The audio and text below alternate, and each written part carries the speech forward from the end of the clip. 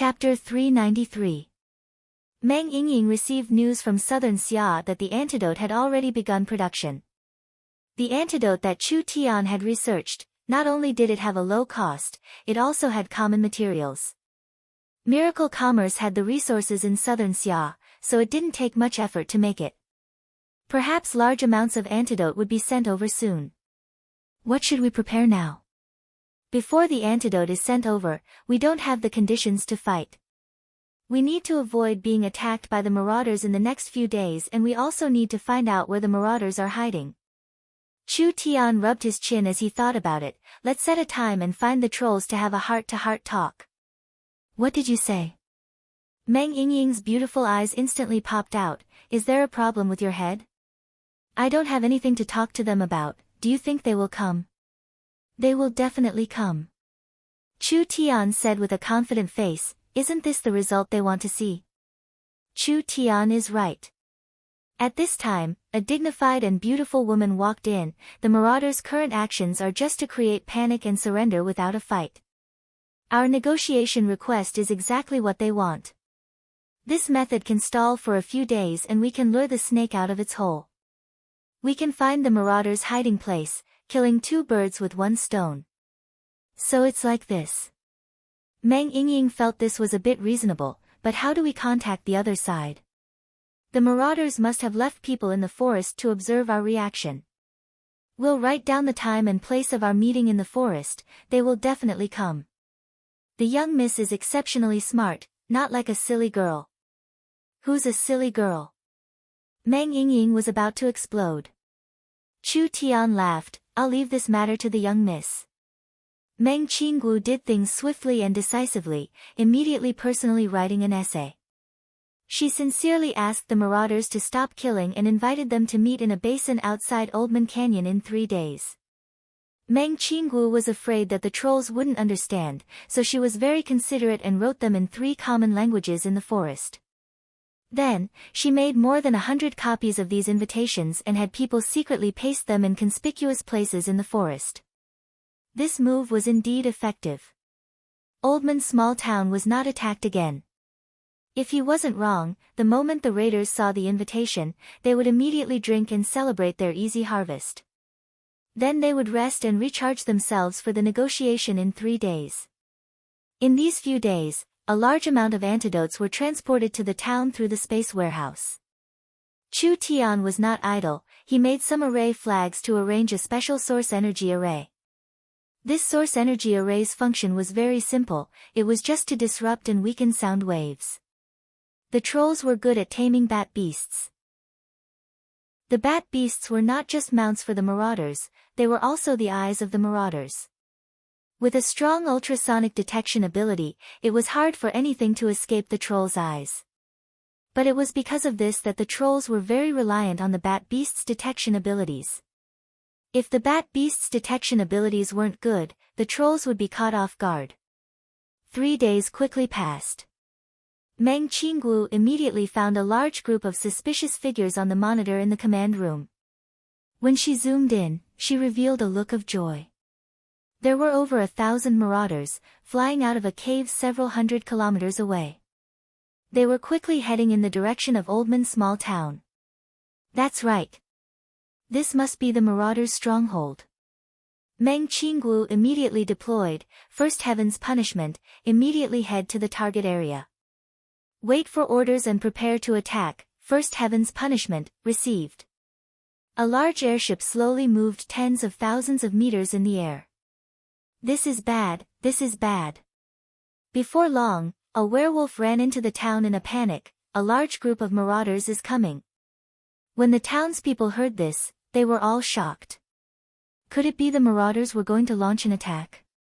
Chu Tian appeared to calm everyone. Everyone, there is no need to panic, this is just a small trap we set up.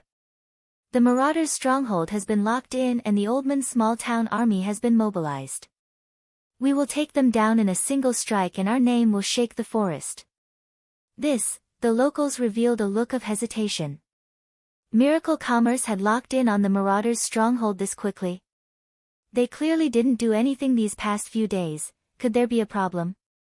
The Oldman small-town army had already been mobilized. Miracle Commerce's 6,000 berserkers were all mobilized, with 800 storm rifles and over 200 source energy cannons. The rest were all equipped with source energy submachine guns, and each person had a source energy grenade hanging on them. It looked like they were going to fight a decisive battle. Vivian was leading the 1,000 elven unicorn archers to participate in the battle. If the elves were participating, what reason did they have to not believe it? They immediately returned to their tribes and had the warriors of their tribes prepare for battle. Actually, for Miracle Commerce, the small town's army was more than enough. The reason why they pulled the locals this time was mainly to show them Miracle Commerce's strength. The tens of thousands of allied soldiers set off. Chu Tian brought several hundred people with him, heading to the meeting place with the trolls. When Chu Tian arrived, several hundred marauders had already been waiting for a long time. The heavens, I had seen over 1,000 troll cavalry on the scouting ship, but there were only several hundred in front of them. The other marauders had scattered to scout. These marauders were not brainless and were worried that Oldman's small town would ambush them in the name of negotiating. A burly troll marauder walked out. He was more than 2 meters tall, and his upper body was half naked. His muscles looked like they were carved out of stone, and his body was covered in strange totems. He held a long black spear in each hand, and suddenly thrust it deep into the ground. A powerful aura spread out from Min Man, making everyone feel a sense of oppression. Chu Tian did not bring Vivian with him. Therefore, the small town did not have a single true spirit cultivator. When the troll marauders saw Oldman's small town's lineup, they couldn't help looking down on them. But what kind of experts could a trivial small town have? This kind of lineup and this kind of reaction was normal. Ha, ha, ha. The troll leader gave a few sinister laughs. I thought you didn't dare come. Chu Tian swaggered in front of the marauders. I have always kept my word, so since I invited everyone, how could I not come? You do have a bit of courage. The troll leader pulled out a jet black spear and his green eyes stared right at them. Don't waste words, we only kill people who don't know what's good for them. Since you're tactful, I'll spare your lives, but you must agree to our request. Chu Tian calmly asked, I'd like to hear the details. First, hand over all the source stones and resources you have. Second, pay tribute to us from now on. 90% of your source stones and resources will be given to us. Third. The troll leader looked over Nangong Yun, Meng Yingying, and the others behind Chu Tian with an obscene gaze. These human women aren't bad, they'll be responsible for serving us from now on. This troll leader's tone was high and mighty, as if it was a great honor for Chu Tian to do these things. Chu Tian gave a slight nod, just these. The humans being this calm made the marauders a bit surprised. What did this fellow mean? Was this not enough? The troll leader nodded. Source stones, resources, and women, these are all ours. We are not interested in your lives, so you should be thankful for our benevolence. Now obediently hand over the things we offer. Third leader, I haven't done anything to a human woman before. I want to go first with that red-haired woman, don't steal her from me. The troll marauders already saw these people as things in the bag, even starting to fight for the right to go first. The troll race had a tyrannical nature and their sense of beauty was similar to the mainstream of the continent, therefore human beauties were very attractive to them. Since your excellency has made this many requests, shouldn't this one also make one? You still have requests. Chu Tian reached out to grab the sword hilt on his back and slowly pulled out the ice mirror like Netherworld sword.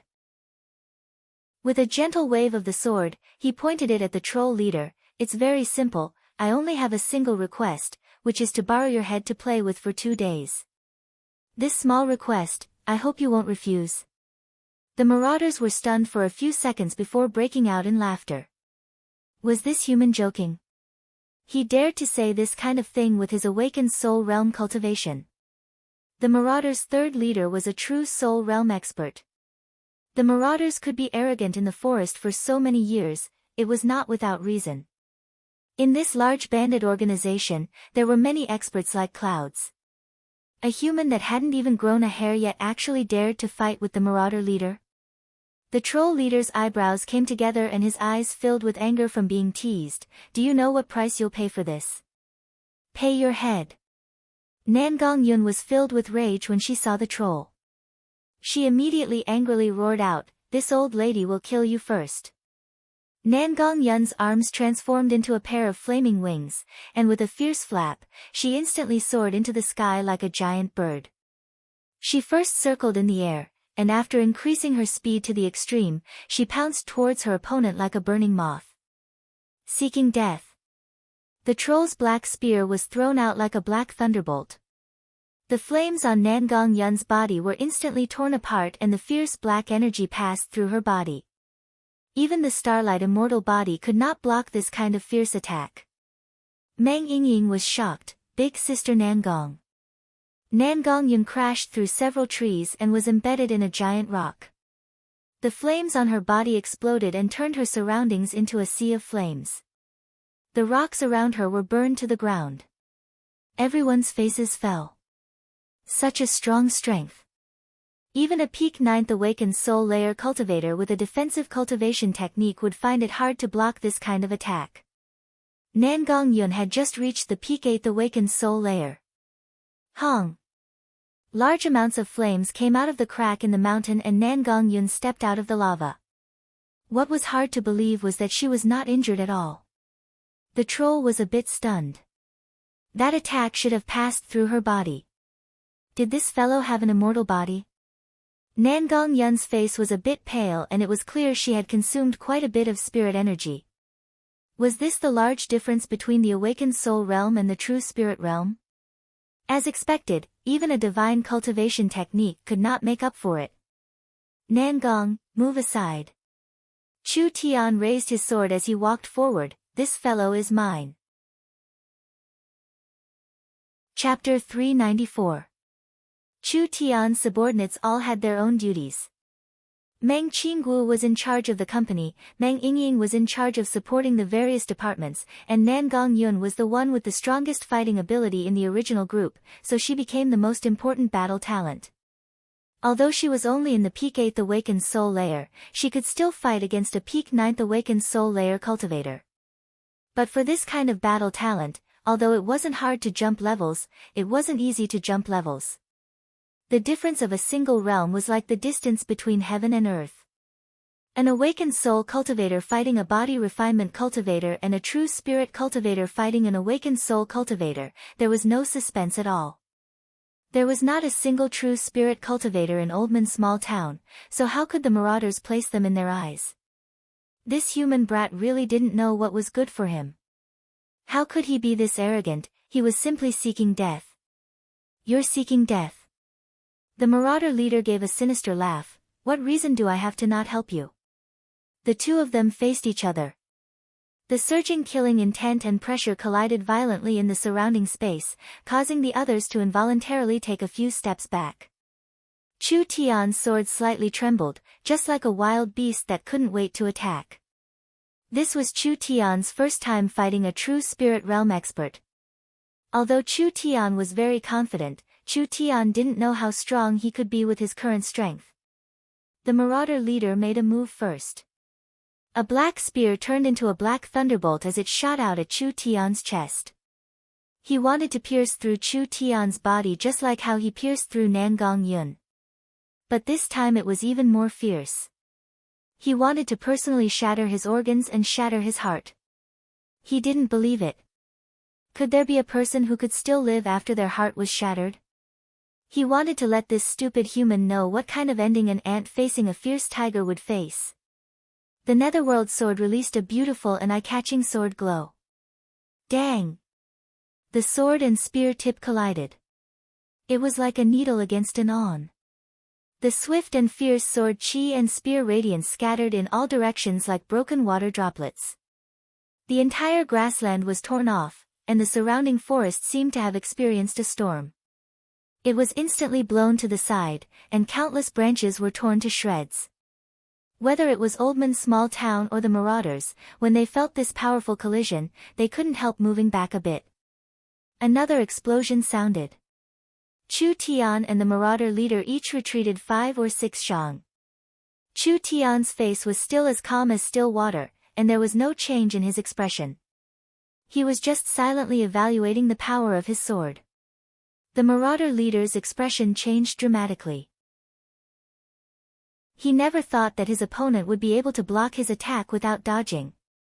What a powerful sword chi! The moment the marauder leader clashed with his opponent, a sinister, cunning, and vicious energy flowed through the spear and into his body.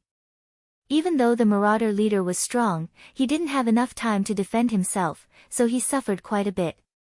A human actually withstood a blow from the third leader. This wasn't a dream, right? The third leader was a true spirit cultivator. The oldman's small town side were filled with shock compared to the troll. The mayor was actually this strong, it seemed like they had underestimated this human too much. So it's like this. You're a sword cultivator and you've cultivated at least a perfection realm sword art, that's why you can release such a strong sword chi.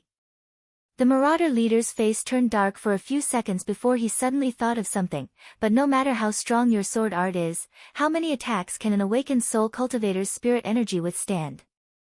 Chu Tian laughed, you can give it a try. The marauder leader was once again enraged by Chu Tian's relaxed and frivolous attitude. Damn! He was clearly this weak. But he dared to be this arrogant. Since it's like this, I'll let him see my true strength. The marauder chief's spirit energy condensed into the shape of a 3-headed snake. Each head of this 3-headed snake had a different color, red, green, and purple.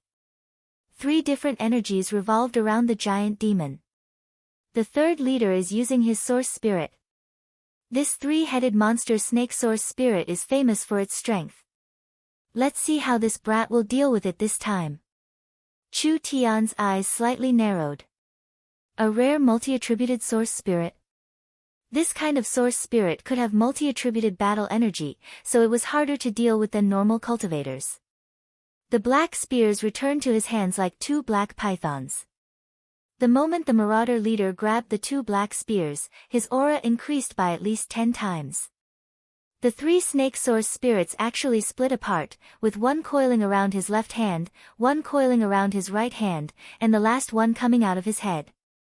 It turned into a strong and corrosive poison mist that charged at Chu Tian. Poison attributed source spirit. Chu Tian turned into a sword glow to escape. Want to run? How could it be that easy? The marauder leader gave a few fiendish laughs. His legs stepped off the ground and he teleported forward, locking onto Chu Tian who was hiding. Die. The 2 black spears turned into demonic snakes that attacked Chu Tian. The 2 demonic snakes that coiled around his body released their power. One of them made people feel numb and the other made them feel weak. The 2 powers intertwined with each other on Chu Tian's body, making Chu Tian feel like the air around him had turned into cement.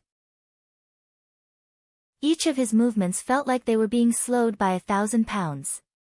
Such a strange source spirit's power. Each of the marauder leader's attacks had a negative effect, weakening the other side's ability to resist. Even a true spirit cultivator of the same level would be hit if they were caught off guard, not to mention an awakened soul cultivator. Awakened soul cultivators could not resist the numbness and weakness of the demonic snakes at all. Most awakened soul cultivators would lose their ability to resist when they attacked. Sword. The demon god's sword source spirit soared into the sky. Chu Tian borrowed the power of the demon god's sword to scatter the energy enveloping him, giving him a short moment to catch his breath. The netherworld sword merged with the demon god's sword's destructive power and the blue and white sword glow turned purple and black. Its strength increased by at least 1-fold and its destructive power increased by 10 times. Netherworld Ghost Slash. Chu Tian did not hesitate for half a second as he slashed out with his sword. The burning netherworld sword slammed into the 2 demonic snakes and the intense flames and destructive energy completely disintegrated the demonic snakes. With an explosion sound, both sides were sent flying again. Were they evenly matched again? Both sides released their source spirits. Chu Tian had scattered the marauder leader's source spirit with a single slash. From this point, the result of this exchange was that Chu Tian had the upper hand. The marauder leader's face was filled with shock and anger, even flying into a rage. "Damn, I want to see how long you can last." This time the marauder leader had experienced Chu Tian's strength. This fellow was not using tricks, rather he was meeting force with force, meeting force with force. Without any tricks, with his peak 9th awakened soul layer cultivation, he was able to fight against someone in the first true spirit layer. But the marauder leader was not panicked. Because even if the other side was heaven-defying, he was still an awakened soul cultivator. These two attacks had consumed less than 1% of a true spirit cultivator's energy, but it had consumed at least 10% of an awakened soul cultivator's energy. How long could he last like this? "I thought you were strong." Chu Tian revealed a look of disappointment as he shook his head with a sigh. "In the end, you only have this bit of skill.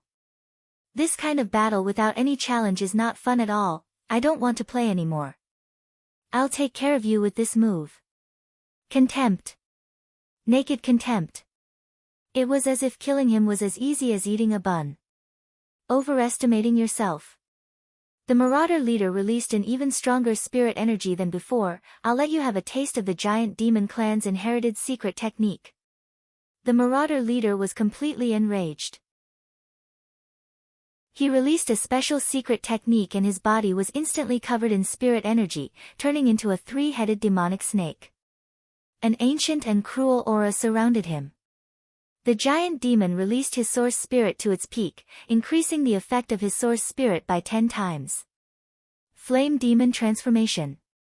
The moment the marauder leader released the secret technique, Chu Tian's body began to burn. The raging flames turned him into a fierce and terrifying flame demon. In an instant, he just disappeared all of a sudden. Chu Tian charged forward with a speed and strength several times faster than before. The marauder leader barely locked onto Chu Tian and immediately used a strong slowing and cursing power on Chu Tian's body. Even for a true spirit cultivator, this power was enough to make them unable to move. He did not believe that Chu Tian could break it. As expected, Chu Tian was forced to stop. His body was burning as he stood in the air, but he could not move forward at all. The chance was here. Immediately kill him. The marauder leader roared out as he prepared to attack. He never would have thought that the flames on Chu Tian's body would suddenly grow stronger. A flame separated from his body and turned into an identical flame demon that also held a burning sword in its hand. This flaming demon then turned into 2, 2 into 4, 4 into 8. The marauder leader was instantly surrounded by 8 flame demons in the flame demon transformation state. This is. The marauder leader was filled with fear. This was not an illusion, each flame demon had gathered a strong power and he couldn't even tell which one was the main body. Netherworld clone / The 8 figures disappeared at the same time. Countless sword glows formed a giant net that instantly divided the marauder leader's body. With an unstoppable momentum, the marauder was torn to pieces. Instant kill. Instant kill. The marauder leader did not have any room to resist at all. The Netherworld clone / was the Netherworld Flame Sword's Perfection Realm's final killing move. It allowed Chu Tian to instantly create clones, with each clone having 100% of the main body's full strength /. This was equal to duplicating his strength by several times and releasing it all at once. Adding in the flame demon transformation, even a true spirit expert could not block it. The third leader is dead. The other marauders were stunned. They never would have thought that it would be like this even in their dreams. After Chu Tian killed a true spirit cultivator, he had consumed quite a bit of energy. He immediately took several pills to replenish himself and then gave an order: kill them all. The trolls did not have time to react. The source energy weapons were raised and the wild storm of source energy bullets instantly filled the forest. The trolls could not fight back against this dense and terrifying attack at all. When they experienced the might of the flame demon transformation, they finally realized Oldman Small Town's true strength. It was already too late. These fellows were destined to die here. Chu Tian said, the marauders will quickly react. We have to destroy their stronghold before they escape and kill these locusts. When they saw the strength of Chu Tian and his army, the Oldman's small town people did not hesitate at all. Chapter 395. Chu Tian took care of this group of marauders and did not stay any longer. He immediately brought Nangong, Yingying, and the others to meet up with the young miss. This place was less than 50 miles away from the marauders' temporary base. Meng Qinggu led the small town's army with a total of 30,000 people, moving forward through the forest. They carefully hid themselves in the forest, preparing to attack. Elder sister, we're done.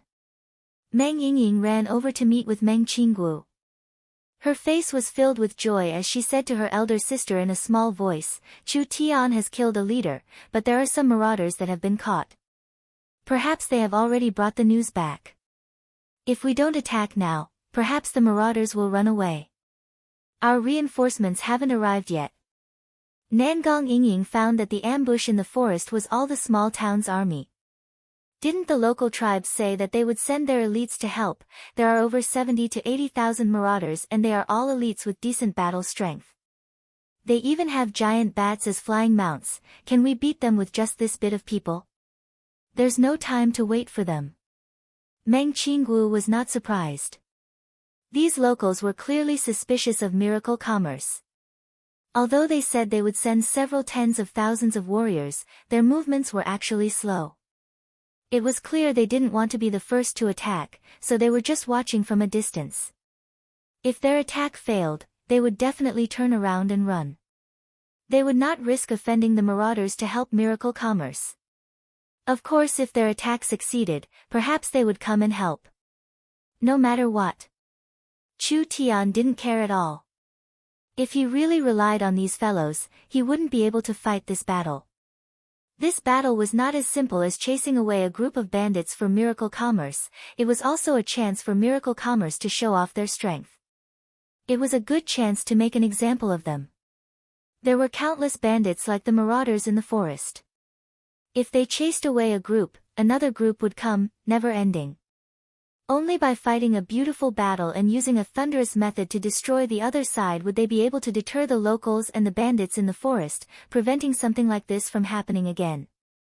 Miracle Commerce did not just want to show off to their enemies and potential enemies, they also wanted to show off their muscles to their allies and potential allies. In the forest of chaos, strength was everything. Whoever's fist was harder had the right to speak. Miracle Commerce had enough shocking power. Who wouldn't be convinced by Miracle Commerce? Miracle Commerce only had a small piece of land on the outskirts of the forest and didn't touch the power of the giants. The forest giants didn't need to provoke Miracle Commerce and no one dared to touch Miracle Commerce here. This was the only way they could develop steadily. Whether it's a performance or a demonstration, this battle has to be fought beautifully. Chu Tian still wanted to confirm before launching an attack. What are your preparations? We can now confirm that the enemy is hiding in the cave ahead. The Heaven's Punishment has arrived at the best attacking position at an altitude of 5,000 meters and is on standby. Meng Qinggu added, the interference circle you arranged is already working. We won't be easily discovered if we hide in the forest. In that case, let's begin. Chu Tian nodded in satisfaction. Let the elves be in charge of supporting from the rear. The rest of the troops will directly attack. After all, the elves had not truly joined the town. Chu Tian did not want a few elves to die in battle and then those fellows would find trouble for them. The army of tens of thousands moved through the dense forest, stopping several miles away from the mountain they were hiding in.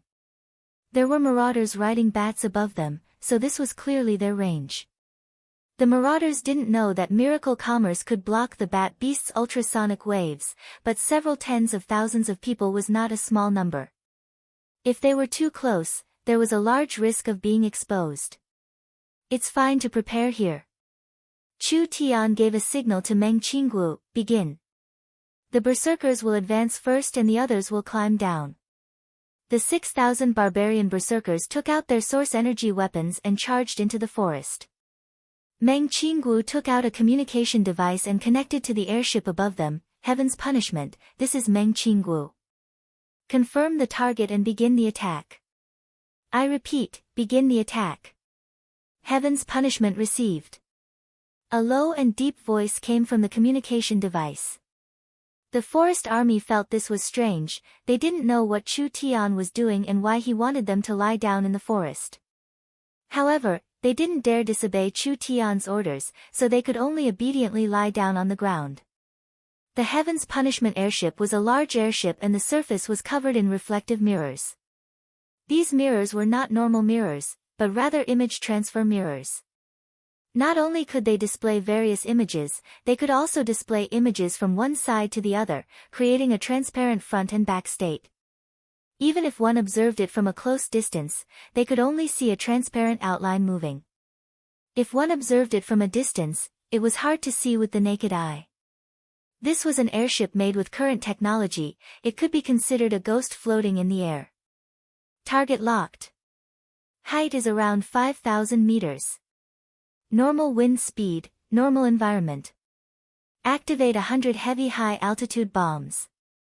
The bottom cabin of the Miracle airship opened to reveal a bomb bay. There were meter-long bombs inserted into it like rows of black treasured swords. These bombs were completely black and there were large amounts of runes engraved on them.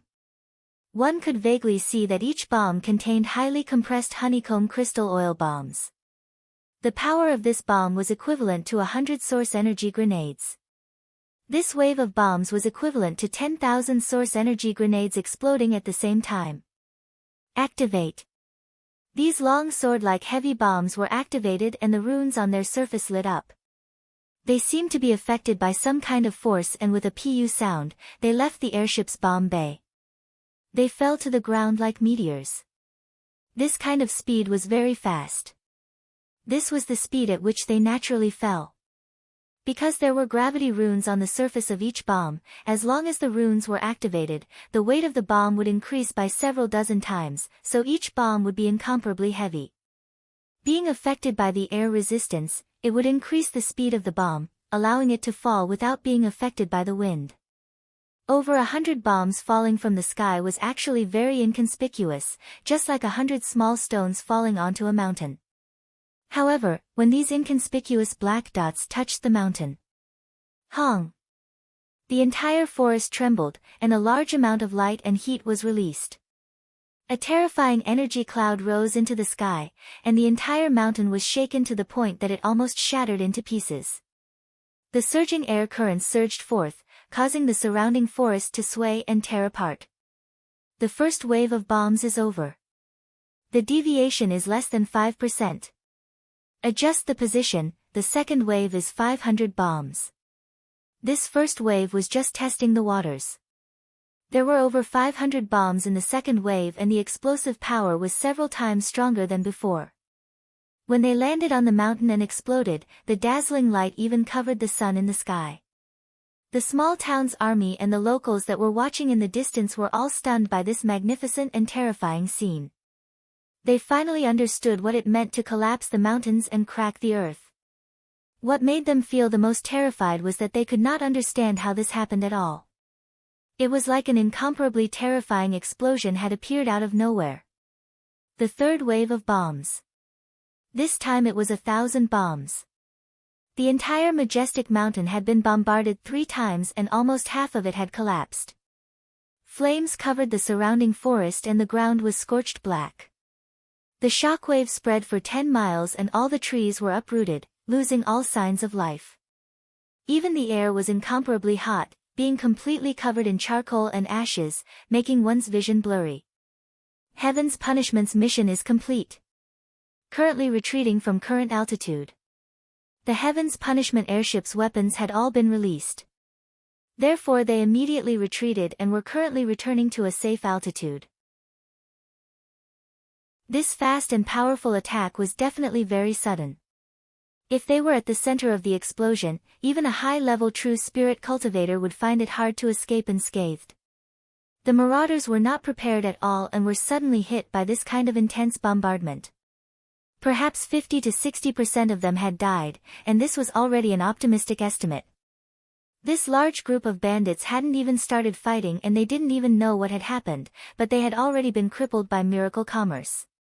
Everyone charge! Kill all the marauders! Chu Tian took out a loudspeaker and loudly shouted, "This is the result of offending my miracle commerce." The several tens of thousands of soldiers of the Alliance saw Miracle Commerce's miraculous methods and their morale was greatly boosted. They immediately got up and picked up their weapons, charging into the sea of flames. The surviving marauders climbed over the burning mountain rocks and climbed out with great difficulty, only to see a group of berserkers in heavy armor charging at them. Those fierce source energy weapons began to fire. Pitiful cries filled the air. 6,000 berserkers, several thousand source energy weapons. Under this kind of intense firepower, how many of these heavily injured marauders could escape? This was simply a massacre. Chairman's orders. Kill them all. The Alliance searched for the marauders and killed one they found, not leaving a single one alive, showing no mercy. To the marauders, this was simply an unprecedented nightmare. They had never understood the meaning of hell so deeply before. 80,000 marauders. An entire 80,000 marauders. This was an army with high mobility and strong scouting abilities. Although they couldn't control a region, they had run amok in the forest for many years and had never been truly destroyed before. Now they had collapsed in just a few short minutes. When the marauders' leader climbed out of the ruins, he looked at the sea of flames and lava around him. His expression twisted, filled with fear and anger. What happened? What happened here? There was a spatial fluctuation in front of him. An elven girl appeared in front of him. The marauders' leader's expression slightly changed. He immediately sent out a fist, but it passed through Vivian's body and didn't hit her. The marauders' leader's cultivation was similar to Vivian's. If he used his full strength, he could break through space, but he was injured and everything happened so suddenly, so he didn't have time to use his full strength. While the marauder leader was slightly stunned, the marauder leader was stunned. Vivian waved her hand. A spatial crack that was hard to see with the naked eye passed through the marauder leader's body. The leader's pupils slightly shrank and he slowly lowered his head with a face filled with disbelief. He saw his body being cut in half and slowly separating. The cut was smooth and neat, making him feel a chill down his spine. No. This wasn't real. This was most likely a dream, a nightmare. Up until the moment he died, the Marauder commander couldn't believe what had just happened. After all, not long ago, he was drinking and celebrating with his brothers in the cave. No one could believe that the world had turned upside down in such a short period of time. The leader is dead. It's over, the Marauders are finished. The Marauder leader had been killed by Vivian, the second leader had been killed by the airship, and the third leader had been killed by Chu Tian in the forest. Almost all the high-level leaders had died, so the surviving Marauders naturally collapsed. How could they still dare to fight? There was no suspense in this battle, it was a pure slaughter. From now on, a famous bandit group in the forest had been eliminated. Chapter 396. The Bear Tribe, the Wolf Tribe, the Orcs, the Ogres, and the other locals of Oldman's small town. When they arrived at the battlefield, the battle was already over. The locals were all stunned. In front of them was a majestic mountain covered in green forest. At this moment, it had already been blown to pieces. All the trees had been directly evaporated. The high temperature generated in the center of the explosion had melted the stones and formed a large amount of lava. Like a spider web, the surrounding area was covered in dust and ashes. It was a charred black, and the air seemed to be boiling. This scene of devastation, how did it look like a forest? It was simply like a doomsday volcano had erupted. Of the 80,000 marauders, there were no survivors. Most of their corpses couldn't even be found. Several barbarians put the two halves of the marauder leader's corpse together and tied it to the Oldman's small town flag, sticking it in front of the locals. This famous forest bandit was now completely burnt black. His eyes were wide open as his face was filled with shock, anger, and unwillingness. Even in death, he still could not believe this was real. The marauders had even robbed the transport team of the forest giants. The marauders had even escaped from the giants without dying. This kind of clever and cunning forest bandit organization was completely annihilated in the hands of a small town. Most of the marauders did not know what had happened before they were blasted to death. Even the lucky survivors were mercilessly annihilated by miracle commerce. There was no way to resist at all. There was no way to resist at all. So clean and efficient, so ruthless and fierce. Chu Tian led his people in front of the locals. You've come at the right time, we have already finished the battle. I'll leave the matter of putting out the fire to you. The locals were all filled with fear. The most terrifying thing was not the marauders themselves, but rather the fact that they didn't know what method Miracle Commerce had used. How could they find the marauders' temporary stronghold so quickly, and how could they create such a large-scale attack in such a short period of time? This kind of destructive power that could instantly destroy a mountain, even a peak true spirit realm expert could not do this. Therefore, Miracle Commerce's methods were not something these natives could imagine.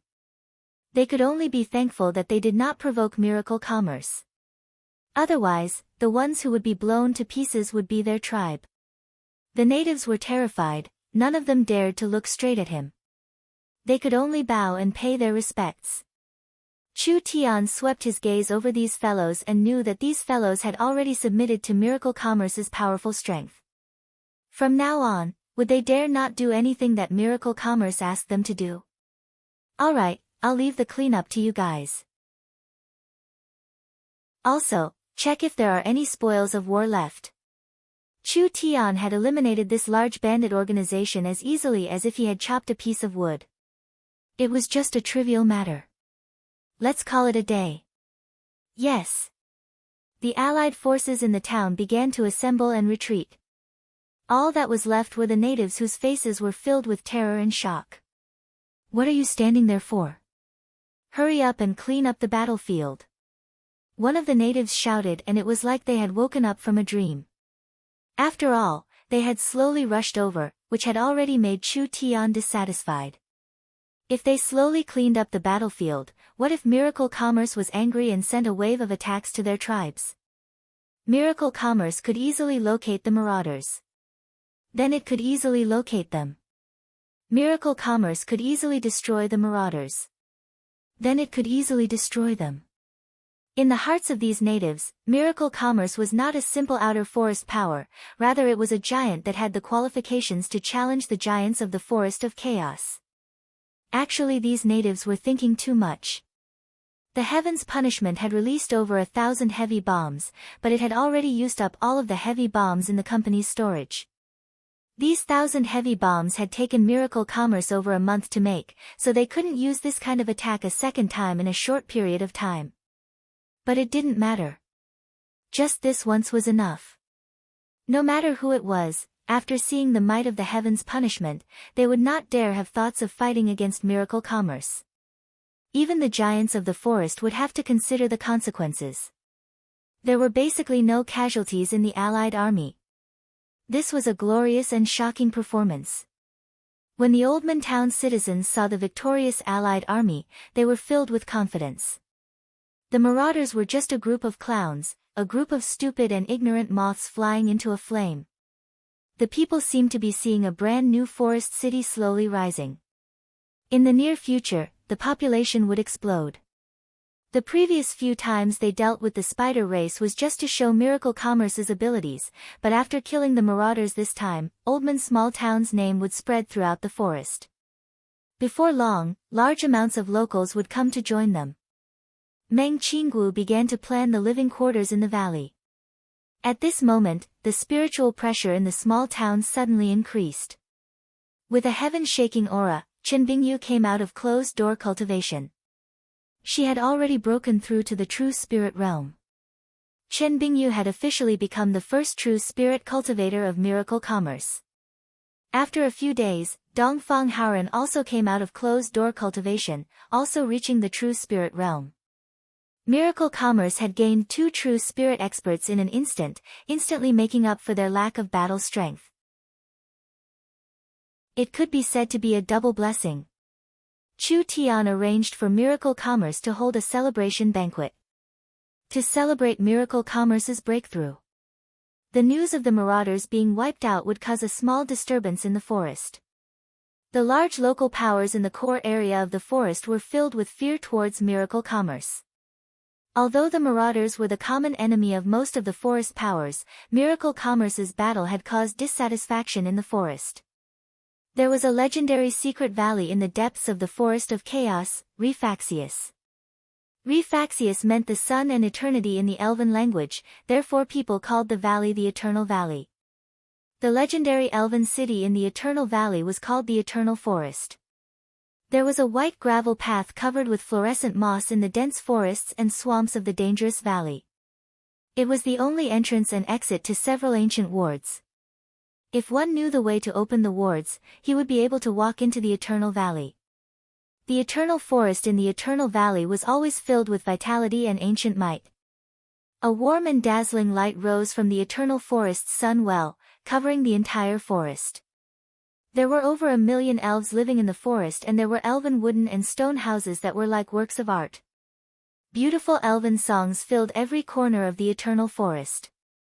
The Elven King's palace was on a cliff filled with waterfalls and was carved from pure white jade.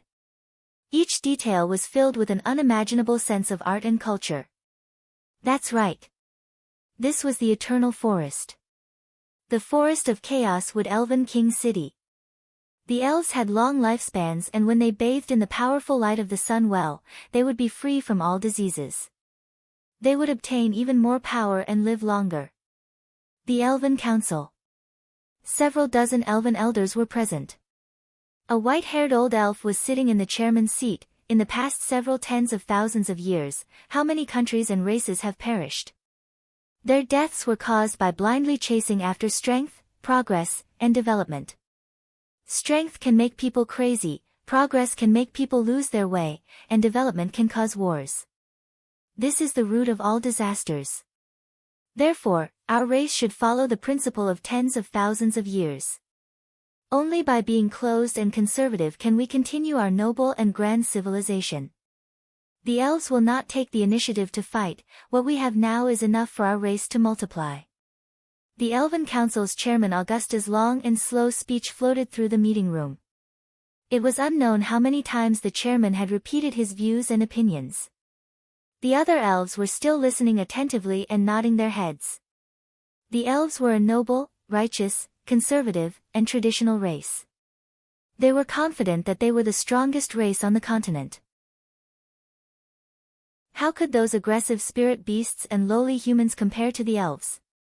Countless times of history had told the elves that war was destruction, so the elves would never take the initiative to start a war. The elves had to follow the tens of thousands of years of tradition, remaining closed off from the world. Only like this could they not be tainted by the world on the continent. The Elven King was sitting next to Augusta. The Elven King looked like a human in his 40s. He had the handsome face of every male elven, but his face was angular and lacked the femininity of the elves. It was as if it was carved by the continent's most outstanding sculptor. Every inch of his skin was as exquisite as jade, and every pore seemed to contain essence. From head to toe, every inch of his body was perfect. He was a work of art that was as natural as the heavens. He knew that Augusta was scolding the locust again. Recently the Elven King had hidden the matter of occupying a forest city from the council. This matter had already caused the dissatisfaction of the conservative members of the council. The elves were a noble and elegant race. How could they take the initiative to occupy a city? The elves were a conservative and peaceful race. How could they take the initiative to attack? This matter had not been discussed by the council. The Elven King's actions had seriously broken the elven tradition, so there was a large disagreement among the elves about how to deal with this city. According to the elves' customs, once there was a disagreement, they would need to discuss it again and again. It would be as short as 1 or 2 years and as long as 10 to 20 years. Finally, when there was no more debate, this matter would be settled. After this long. Even if this forest city was not barren, it would have already been occupied by others. The Elven King felt very helpless about this. He even knew that this city had a strategic value to the elves. Not only could it consolidate the elves' position in the Forest of Chaos, it could also be used as a channel for the elves to connect to the outside world. The elves were too closed off. When the rules became shackles, the elves were still proud of it. Helpless, the Elven King was only a king. The Elven King did not have absolute power. There was another matter that happened recently. The chairman said indignantly, "It's that human that you let go." He brought his men to wreak havoc in the forest and used the excuse of exterminating a group of bandits to burn down dozens of miles of the forest. What? This is truly too hateful. The flowers, grass, and trees are all innocent. How could they destroy nature just to kill a group of bandits? This is truly a despicable and immoral way of doing things. These elves began to discuss, expressing their dissatisfaction with Chu Tian's actions. Chapter 397. The elven councillors were elected and the elves participating had to meet a series of requirements. For example, they had to be over 500 years old, have a cultivation in the third true spirit layer, have a good character, follow ancient etiquette, and have integrity. It was because of this election system that the elven councillors were all stubborn old men. The elves that reached the true spirit realm could live for around 1,000 years. The current chairman was a living fossil that was already over 1,000 years old. With the chairman's strength and abilities, living for another 300-400 years was not a problem. The vitality of the elves was too strong. This led to the slow metabolism of new elves. The new generation of elves would always be shrouded in the influence of the older generation of elves for a long period of time. The Elven Council would also change very slowly.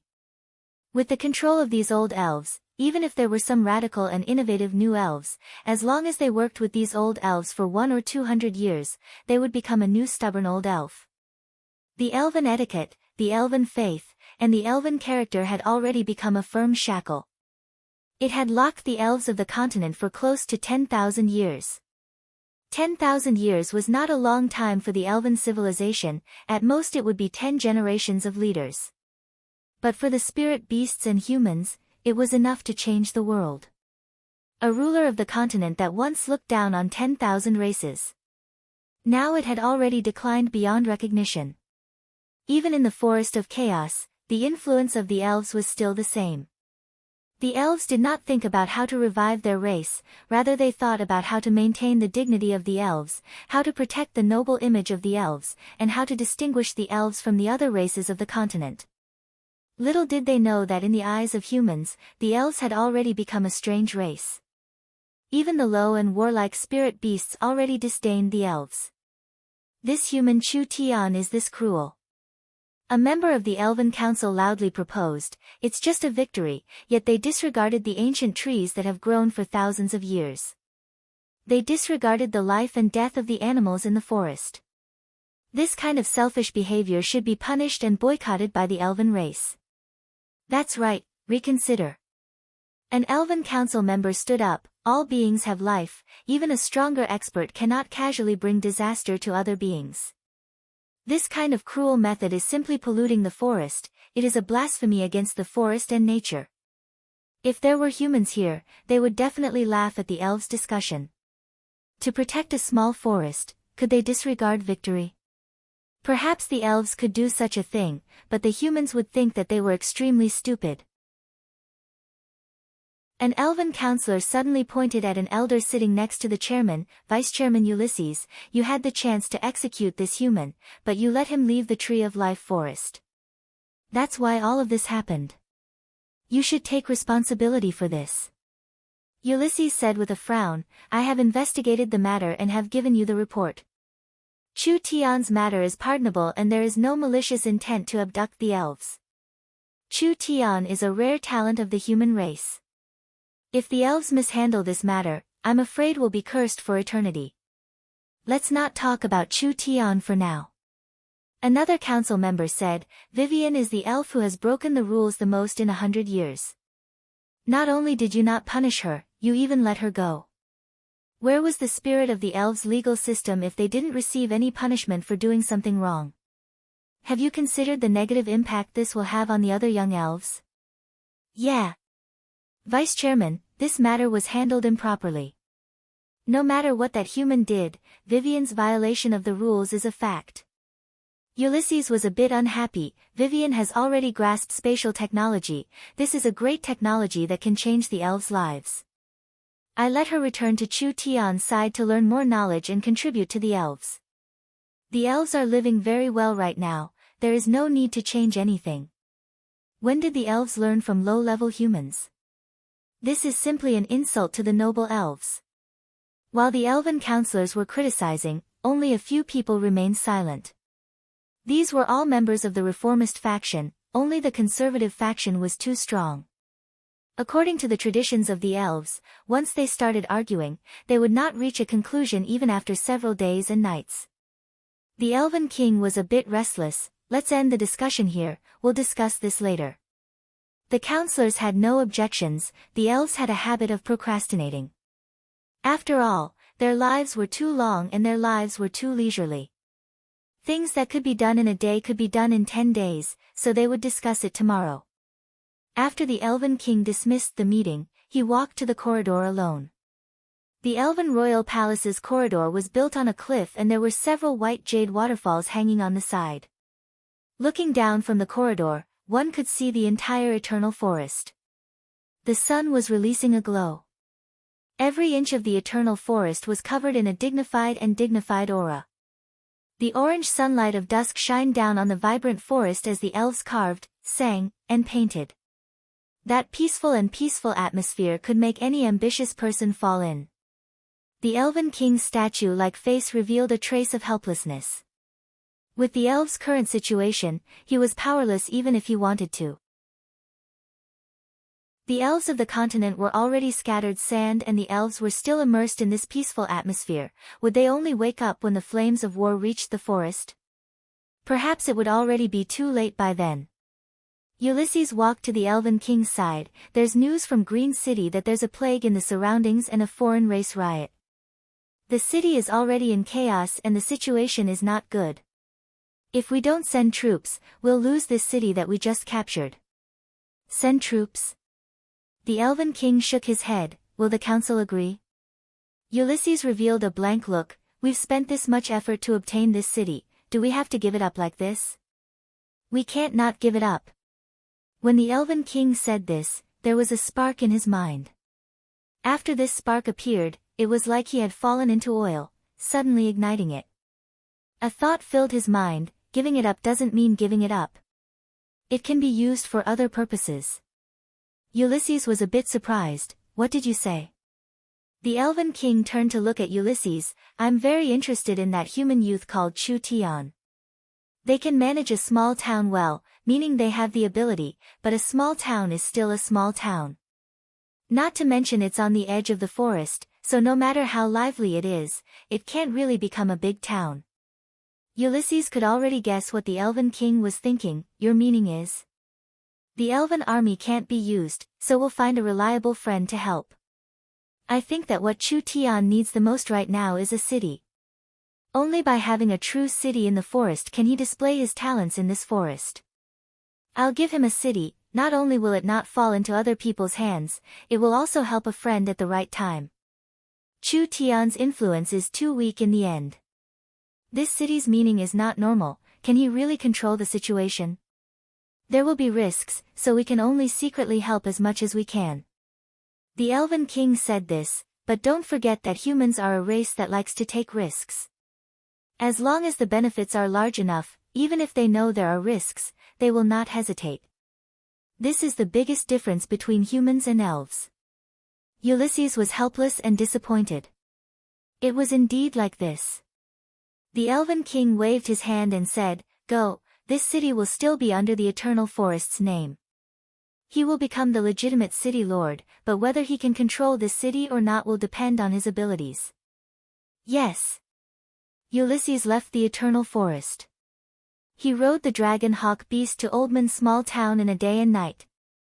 At this time, Oldman's small town was still in the joy of a large victory.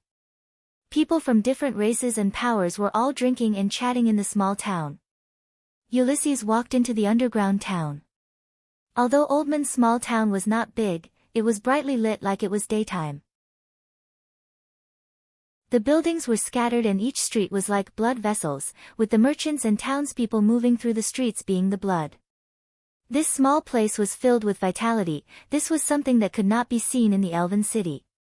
The small town had a movie theater, a hotel, and a training hall. Each place was very special, attracting a large amount of people. But the most lively place was the Oldman Market. The current Oldman Market was very famous. No matter how many materials there were in the forest, as long as they were transported, they could be sold by the market. If the locals wanted to buy pills, talismans, or other daily necessities, no matter how big the demand was, the small town could supply them. This kind of strong supply and demand ability filled the market with vitality, giving birth to many small merchants. The big-eared monsters, the goblins, the rat people, and the rabbit people, these weak races were everywhere. The ogres did not even rob them.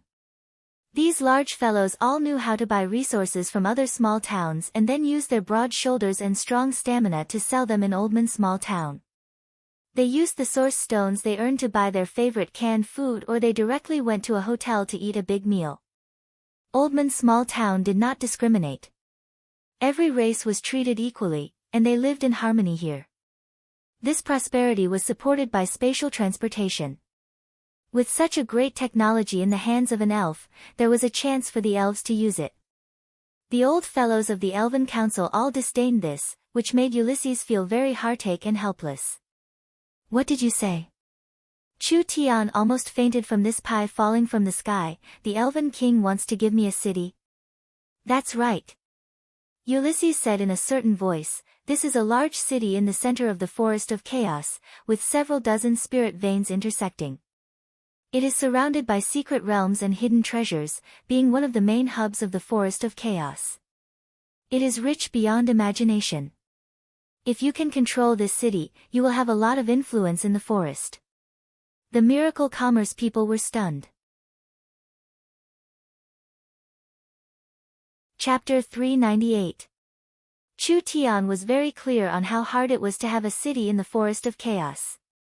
First, a forest city had to be built on a special transportation hub with abundant spiritual energy. Without enough resources, no matter how luxurious the city was, it wouldn't have any value and it would be hard to attract people to move in. Next, the owner of the city had to be strong enough, because without enough strength to defend the city, who would dare rely on you in this chaotic place?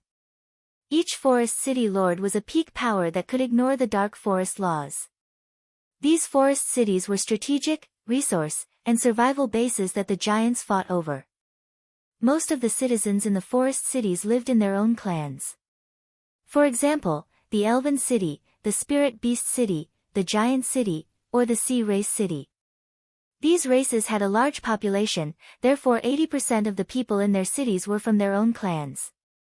The Dragon Lord was a special existence. The dragon race was after all a rare race and did not have a large population, but the giant dragon had a shocking wealth and incomparable strength, so it had gathered a large amount of followers, so it would not lose to the large powers. What did Chu Tian have? This kind of small foreign power did not have a foundation in the Forest of Chaos. He did not have his own country or clansmen, nor did he have the strength and deterrence of the giant dragon, so it was useless even if he occupied a city. This was not a hot potato. This was a ticking time bomb that could blow him up at any time. That's right. In the battle of destroying the Marauders, it had already displayed Miracle Commerce's abilities, allowing many large powers to look at Chu Tian in a new light. The heavens' punishment had caused an earth-shattering explosion in the forest, causing many giants to be filled with fear and vigilance, but that was it. They did not attack Oldman's small town purely because they looked down on Oldman's small town.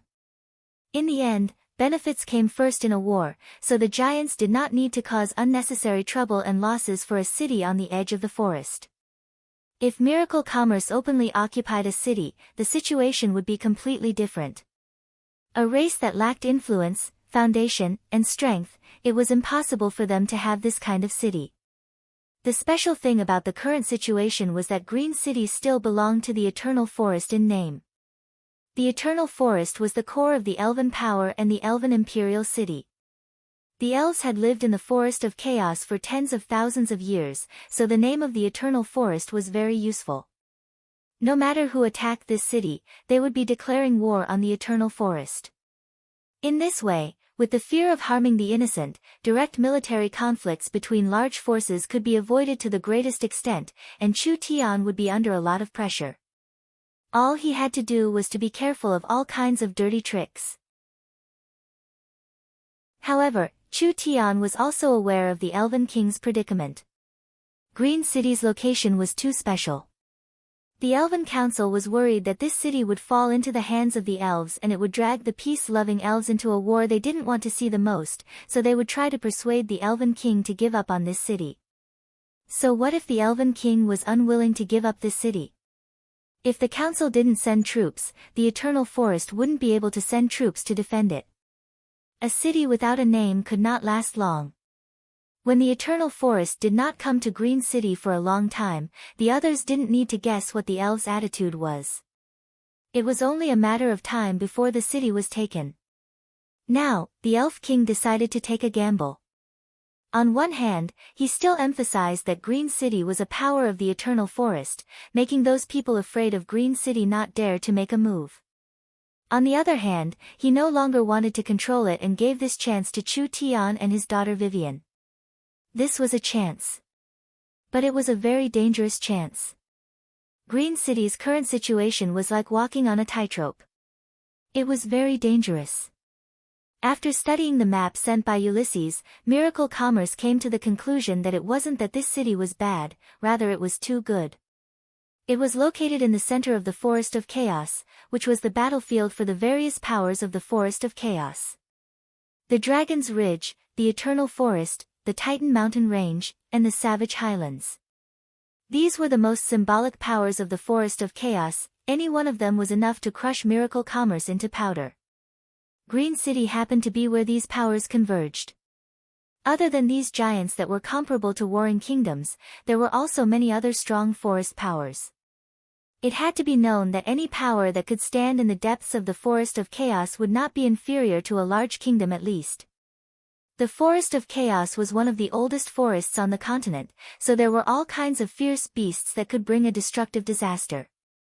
There were some ancient secret realms and unknown environments that were very dangerous, so these were all things that needed to be considered. Miracle Commerce only had the support of a small southern summer country and they did not have the home advantage at all. With Miracle Commerce's current strength, they could only be safe, but they did not have the ability to compete with the other large powers or mine the depths of the Forest of Chaos. If they overestimated themselves and carelessly entered, there would not be a good result. There wasn't much time left. Chu Tian needed to quickly make a decision. This choice was a bit difficult. The Miracle Commerce people all knit their brows. Meng Qinggu did not approve of taking risks, no one was clearer than her on the current situation. Miracle Commerce's strength had already been overestimated. Miracle Commerce could not use the Heaven's punishment to deal with the marauders this time. As for the berserkers that Miracle Commerce trained, even if they added in the Southern State training camp, they would not have more than 20,000 people and they could not transfer them for now. The Oldman army had to protect the small town, so they could not easily transfer them. Chu Tian did not have an army to use. Entering the dangerous forest alone like this, it would be very hard for him to protect himself, so how could he control the city? He was afraid that he would be swallowed whole before he could even stand firmly. Not even his bones would be left. The Forest of Chaos was divided by hundreds of races and the powers were very complicated. The safest strategy now was to properly manage the small town and slowly accumulate more resources and wealth. Then they would slowly control more locals and small towns. Then they would surround the center and slowly infiltrate into the forest, waiting for a chance to control a city and make it the center of the company. But thinking about it, If they missed this chance, with the company's current development speed, they would not be able to enter the depths of the forest in 2-3 years. Even if they had wings in the future and the time was ripe, would they still be able to obtain a good city like this? Behind each city was the shadow of a large power. If Miracle Commerce wanted their own city, they would inevitably become enemies with these powers. Giving away a city like this was definitely a meat pie falling from the sky. As for giving up on the city and purely operating as a company? Absolutely not. If it was a complete country, perhaps it could be done, but in a place like the Forest of Chaos where strength ruled, everything had to be supported by corresponding strength. Without strength, no matter how much wealth and resources they had, they would be rootless duckweed. I accept the Elven King's gift. Chu Tian took the map without thinking too much. I asked the Elven King to be assured, this city will not fall into anyone's hands. This one will do his best to make it prosperous. Ulysses was a bit filled with praise. Although the gift was tempting, people without enough courage would not dare accept it. Ulysses thought that Chu Tian would not dare accept it and would consider it for a few days even if he accepted it. He never thought that Chu Tian would be this straightforward, accepting it after just a bit of consideration. Such a person was either a brave and resourceful person, or a reckless person, or a combination of both. Although he didn't know if Chu Tian had the ability to sit in this position, as long as Green City did not fall into the hands of other powers, it would be beneficial to the elves. As for whether they could control the city or not, it was not that important. In the name of the Eternal Forest, I appoint you as Green City's city lord. Ulysses gave the Elven King's token to Chu Tian. You will have all the authority in Green City. The Eternal Forest will not interfere with any internal affairs, you just need to do what you want. Meng Yingying and Vivian revealed looks of joy. This was too great. They were simple-minded and did not think this much. This Green City was a very good city. Although it was a city of the Eternal Forest in name, there were no elves in Green City, so there was no need for those old fogies to order them around.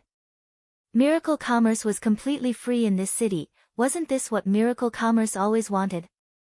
Ulysses represented the Eternal Forest and the Elven King in giving Chu Tian the position of City Lord and giving Meng Qinggu and Vivian the position of Vice City Lord.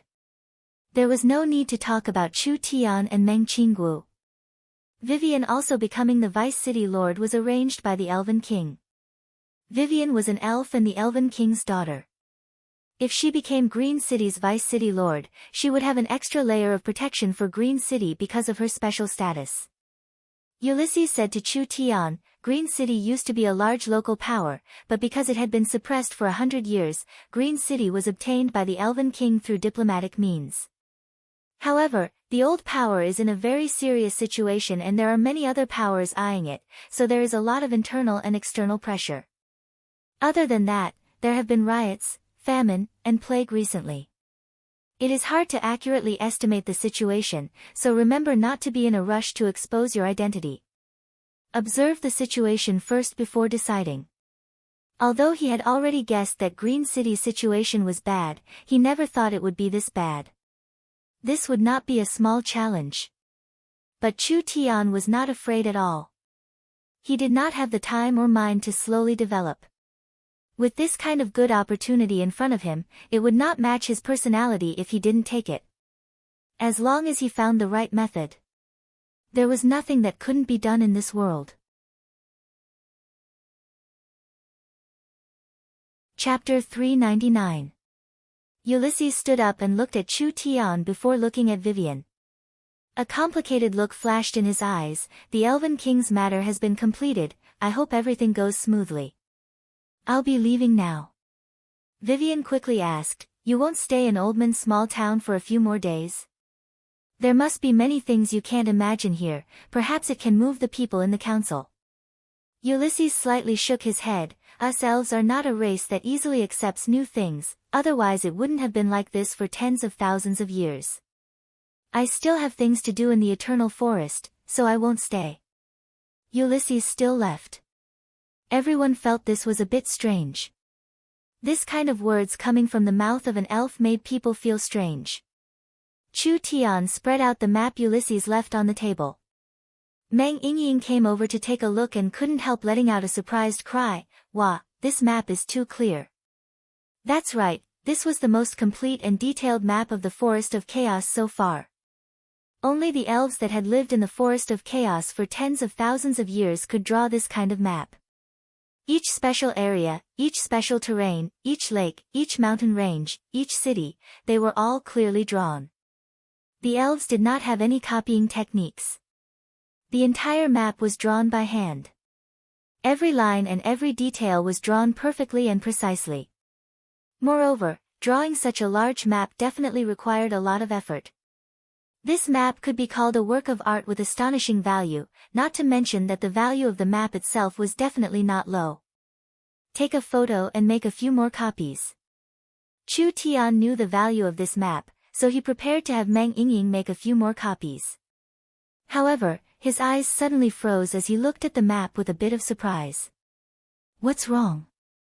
Everyone felt that Chu Tian's eyes were a bit strange. Meng Yingying immediately asked, "Is there something strange about this map?" Chu Tian did not reply as he carefully observed it. This terrain was a bit familiar. He recalled the map of the continent in his mind and finally overlapped it with this area. In the end, Chu Tian was surprised to find that there were at least 7-8 overlaps that were similar. More than 30,000 years later, the forest here was basically developed, and a rich and populous country was established here. In Chu Tian's mind, it was a republic country with many races. This country was one of the top 10 wealthiest countries in the continent. The reason why this country was so wealthy was because they found a treasure left behind from the Great Desolate Era in this region. It was a true treasure trove. This place was different from any place that Chu Tian had been to before. This hidden treasure was even qualified to be written into history. It was left from the Untainted Age, and there was a very rare space-time fault in the hidden treasure. Regarding this memory, Chu Tian only paid a little attention to it and did not deliberately remember it, so he did not know the exact coordinates of the hidden treasure. However, he was certain that this place was in a certain area of the Forest of Chaos. "What are you thinking?" Chu Tian came back to his senses and hurriedly waved his hand. Although he knew that there was a treasure, it was easier said than done to find it. There were many treasures on the continent, but opening a treasure usually required an opportunity. Some treasures clearly knew that they were right under their feet, but they would never be able to touch them until they died of old age. The Great Desolate Era's secret could be buried in the Demonic God Era's secret. This was a large attraction to Chu Tian, but he did not dare have too much hope. He could only pay attention to it in the future. If he could find some clues, then it wouldn't be a bad idea to investigate it. Chu Tian waved his hand. "It's nothing, we should think about how to obtain Green City. This is something we need to solve right now." This was a very risky decision, but Meng Qinggu did not complain. She was a good assistant and a smart woman. She knew that her responsibility was to help Chu Tian with all her strength and not to question him. The risk was high, but the reward was high. This risk was completely worth it. But they had to plan it properly. Meng Qinggu studied the map over and over again, as well as Ulysses' information over and over again. Meng Qinggu immediately made several decisions. First, they would increase their food reserves. Miracle Commerce would increase the price of demon beast meat by 20%, so they could buy more demon beast meat from the locals. This food would be sent to southern Xia to be processed into canned food or other food reserves. Oldman's small town did not lack food. From the information, there were some locals near Green City that were suffering from famine. There was a need, so stocking up on food was always a good thing. Second, they would increase their weapon reserves and upgrade their weapons. The silver crystal oil mines near Oldman's small town had already begun to be mined. This kind of silver crystal oil with even higher energy was enough to create even stronger source energy weapons. Not only could they arm their own troops, if they sold it in a reasonable way, it would push the situation in a favorable direction. For example, there were two locals that were potential enemies. What would Miracle Commerce do if they wanted to quickly eliminate them? Actually, it was very simple. First they would use a method to provoke the two locals to fight, and then they would sell weapons and equipment to the weaker side, making their fight even more intense. Finally both sides would become weaker and weaker. Not only would they reduce the number of potential enemies, they would also be able to fill their own pockets. Chu Tian had said before that the most profitable business in this world was weapons and energy. Meng Qinggu had always remembered this in her heart. The source energy weapons had always been self-produced, and now the weapons in stock were becoming more and more high-grade. With the ability to sell them, this would become an important diplomatic and defensive trump card for miracle commerce. Third, of course they would make preparations and create a basic communication network. Green City was very chaotic and there were many uncertainties, so the information the elves sent was too one-sided.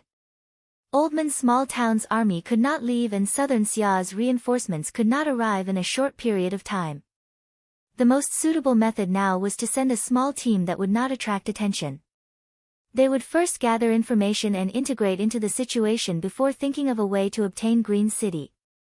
Meng Qinggu sent out a communication airship. This was the cheapest and fastest airship, and Southern Xia had already made over 10 of them. Each communication airship could cover over 10,000 miles, and these airships were enough to form a communication network deep into the forest.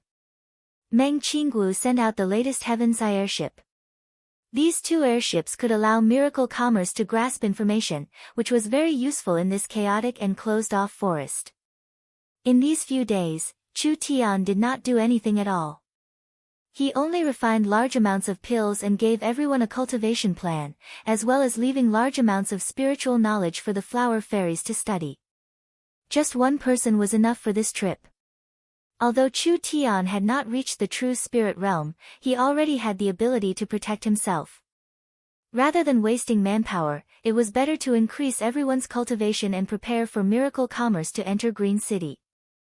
After a few days, over 100 miles from Oldman's small town, a Heaven's Net airship was parked in an open space.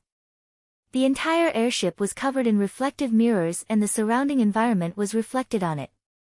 The clean and forward-looking design made it seem like it was filled with technology. Meng Yingying asked, "How long will you be gone for this time?" "It should be around 10-15 days. Chu Tian could not be sure about this matter. "Do you remember the task I gave you?" Meng Yingying nodded and said, "Relax, I will properly cultivate and help the flower fairies." Chu Tian was going on a long journey alone. Although Meng Yingying was a bit worried, she was not as nervous as before. After all, she had confidence in Chu Tian, and the company had already set up a communication network, so they could contact each other at any time. They could even use the image transferring mirror to communicate with each other. "There's no time to lose, I'm leaving now." This Heaven's Net airship was what Meng Qinggu wanted to deploy, so it was on the way for Chu Tian. After all, the forest environment was too dangerous. If they directly passed through the forest, they wouldn't even be able to reach their destination in 10-15 days. Even riding a flying demon beast was not safe. The airship was different. This thing could fly at an altitude of 30,000-40,000 meters. The chances of meeting demon beasts at this altitude were very low, and the airship itself was very hidden, so there was no need to worry. Chu Tian only brought the storage gourd, a sword, and a fox, that was all. This was already enough. This gourd was an innate treasure, a living thing that could absorb spiritual energy to grow. After Chu Tian obtained this gourd from the central state tower, he had been slowly cultivating it. As the gourd grew, the storage space inside became larger and larger, now reaching 50 cubic meters. It was not common to have such a large storage space on one's body. Chu Tian had enough materials to open the space warehouse several dozen times. If he really needed something, he could directly use the space warehouse to get it from the small town. It was fast and convenient. "Goodbye." Chu Tian waved his hand to say goodbye to Yingying. The airship slowly started and it slowly rose into the sky with a gust of wind. When he saw the forest below him becoming larger and larger, Chu Tian couldn't help feeling a bit emotional. This thing was something that Chu Tian had made on a whim. He had never thought that it would have this many uses, but with the young miss and the Yun sect's constant research, this flying tool that Chu Tian had made on a whim had been given more and more uses. This made Chu Tian very satisfied. He had trained the Yun sect, trained the young miss, and trained all these helpers. Now he was starting to see returns. Chu Tian was certain that even if he disappeared now, Miracle Commerce could rely on its current technology and its ability to continuously innovate. It would still be a great company that could change the entire continent. A person's wisdom was limited in the end. But Miracle Commerce's current level was far from enough. Right now it could only make money, gather resources, and pull in influences. It was still far from the level that Chu Tian wanted to reach, so the road ahead was still very long. This green city, Chu Tian had to obtain it. Miracle Commerce had to have a foothold. Chapter 400. Chu Tian sat on the airship, maintaining a stable speed at an altitude of 40,000 meters. The entire cruising speed was very calm, not shaking at all in the past 2 days. He either watched the scenery and ate to pass the time, or he used the image-transferring mirror to talk to Yingying and the young miss to pass the time. The airship's design was very perfect. There was only one thing he was not satisfied with. It was too slow. Of course, the speed was relative. It had to be known that the airship had traveled in 2 days, but it would take over 10 days for a fast horse to travel in a straight line. The terrain of the Forest of Chaos was very complex and it was not flat terrain. There were all sorts of hidden dangers and normal horses and demon beasts like leopards would find it hard to pass through. Even if a level 2 flying mount wanted to travel this far, it would still take at least a week. Compared to this, could the airship still be said to be slow? Not to mention that the airship had an advantage that no mount could compare to, which was its incomparable safety. This was because the airship's safe cruising altitude was around 30–40,000 meters and the air here was very thin compared to the ground. Even if those demon beasts that relied on their wings used 10 times their strength, they still wouldn't be able to fly at half their normal speed or they might not even be able to fly at all. For the airship, because the air was less dense, the resistance and turbulence were less, allowing it to move forward more steadily. Only giant dragons and flood dragons could rely on Yuan Qi or some other special power to soar at such a high altitude. However, these legendary creatures were few and far between on the continent. In this tens of thousands of kilometers of air, the chances of encountering one were so minuscule that it was almost negligible. Chairman, we're almost there. This is already the airspace around Green City. Because we don't understand the terrain below, we can't land for safety reasons, so we can only trouble the chairman to land. Several Griffin Knights in charge of the airship helped Chu Tian open a cabin door. This was the Griffin's stable and there was a cabin door in front of him. When he looked through the transparent crystal glass, the entire sky was a blue-white color. This was different from the blue sky on the ground. Because the structure of the plane itself was a nearly circular or elliptical dimensional domain, from the point of view of the creator, it was just a large bubble enveloped by independent time and space energy. However, this bubble was wrapped in a large amount of matter. The turbid and heavy parts of these materials precipitated at the bottom to form vast continents, while the light and vast energy gathered at the top to form the sun, air, and so on. Since ancient times, no one had been able to measure the thickness of the earth. Of course, no one had been able to accurately measure the height of the sky. This was because the concept of time and space was beyond the fourth dimension. It was abstract for creatures living in a three-dimensional environment. People could not perceive the entire structure of time and space, just like how people in paintings could not perceive the three-dimensional world. Light, thunder, these positive energies all returned to the top of the vault of heaven. Darkness, death, these negative energies settled under the ground. The ordinary elements of wind, fire, water, and earth filled the entire space.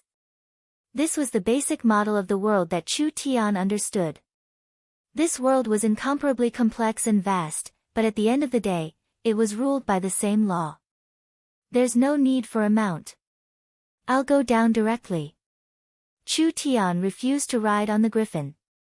He slapped open one of the external cabin doors, looked down at the vast land beneath his feet, and directly leapt down. Several griffin riders gave shocked cries, but it was already too late to stop him. Chu Tian spread his limbs as he fell to the ground like a meteor. Mounts and such were superfluous.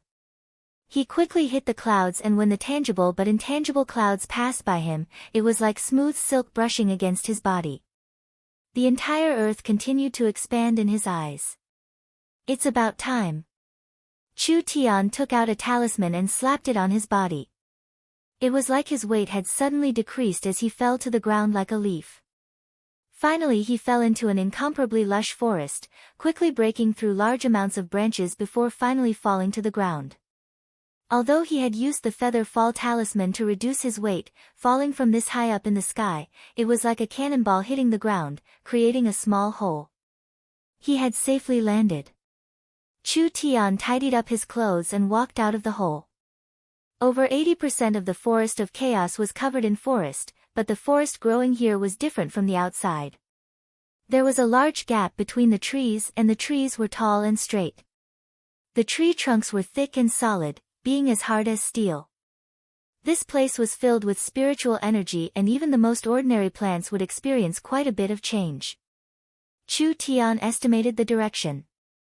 This place was to the northwest of Green City, at least 200 kilometers away.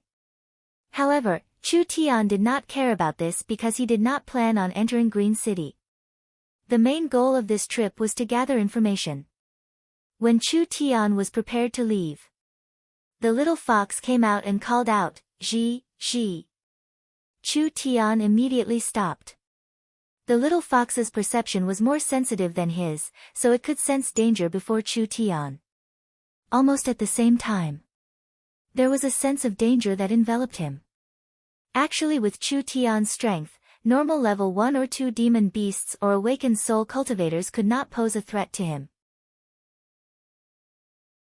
So, anything that could make him feel this sense of danger, it must be a very strong existence. He pulled out his sword and turned around. A sword glow flew out. Pa! That sword chi was like a whip as it slammed into the sneak attacker. This violent strength instantly tore apart several trees, but the creature that sneak attacked him only let out a roar and flew back. It flipped in the air and nimbly escaped. What is this? Chu Tian did not even see the other side's appearance, so it could be imagined how fast this thing was. The little fox waved its tail and made a head-scratching action, looking a bit comical. Chu Tian asked in a doubtful voice, "Monkey?" The little fox nodded. This monkey that could block Chu Tian's sword, perhaps it was not a simple monkey. The little fox took out its eyeball and used it to scan its surroundings. The little fox's eyes lit up and it immediately called out for Chu Tian to run. Too late. Sharp and angry whistles came from all directions. Chu Tian's brows jumped up. Could it be that he had fallen into a nest of monkeys? Countless white silhouettes shot out. These monkeys moved at a speed not inferior to the speed of sound. Thus, when the monkeys' cries rang in their ears, several agile and vigorous afterimages disappeared and flashed several times, and they had already directly arrived in front of them. A milky white claw flew out. Chu Tian quickly used his sword to block in front of him. Those 4-5 claw glows released a powerful strength that forced Chu Tian back several steps. But Chu Tian's reaction was very fast and he immediately chased after it with a backhand slash. The netherworld sword released a sword chi that was even stronger than before. The monkey was sent flying into a tree by the sword chi and it instantly shattered the tree. The monkey was covered in blood and its fur was ignited by the netherworld flame, but it did not immediately die. It rolled around on the ground, trying to extinguish the netherworld flame on its body. Chu Tian's sword chi could easily tear apart iron. Not only was this kind of monkey not split into two after suffering a head-on attack, it was actually able to jump around and struggle on the ground. Such a strong defense and the size of the rice grains was very surprising. These monkeys could reach the speed of sound, but they didn't make a single sound when they moved. It was like they had practiced a very high-level movement technique and the claw glows they released were a kind of martial skill. It was fine if there were only one or two of these powerful monkeys. However, once there were too many of them, even a high-level true spirit expert wouldn't be able to escape. Now that the forest was filled with shadows, there were at least several dozen of them surrounding them. It was probably because Chu Tian's sword had deterred these monkeys, so they were just standing in the forest, baring their teeth and not approaching. This also gave Chu Tian a chance to see the true faces of these monkeys.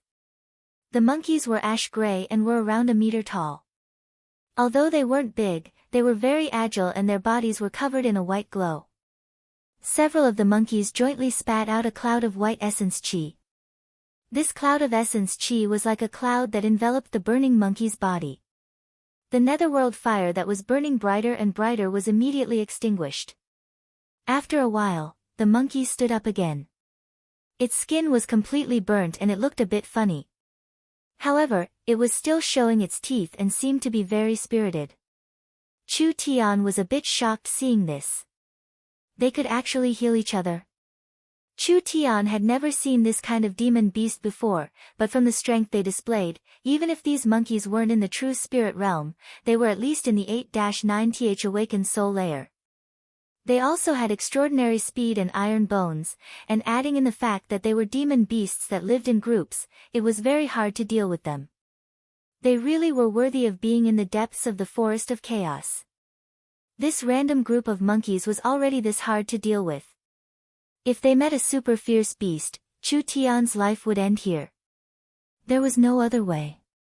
He could only waste a bit of energy. The demon god's sword source spirit soared into the sky.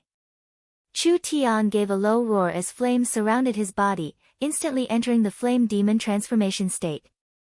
Chu Tian was only in the peak 9th awakened soul layer, but his cultivation instantly rose to the level of a true spirit cultivator. These monkeys were very fast, but with Chu Tian using the flame demon transformation and the netherworld sword art, he was not afraid at all. These spiritual monkeys could clearly smell danger. They all tensed up and roared out while baring their teeth. It seemed like they wanted to go all out against Chu Tian. Stop! A voice came from the depths of the forest. When these monkeys heard this voice, they all withdrew their killing intent and retreated. Chu Tian was slightly taken aback when he saw this. Could it be that this wasn't a magical beast lair and these monkeys were raised by someone? Several people walked out of the forest. When they saw Chu Tian, their eyes were filled with a bit of caution.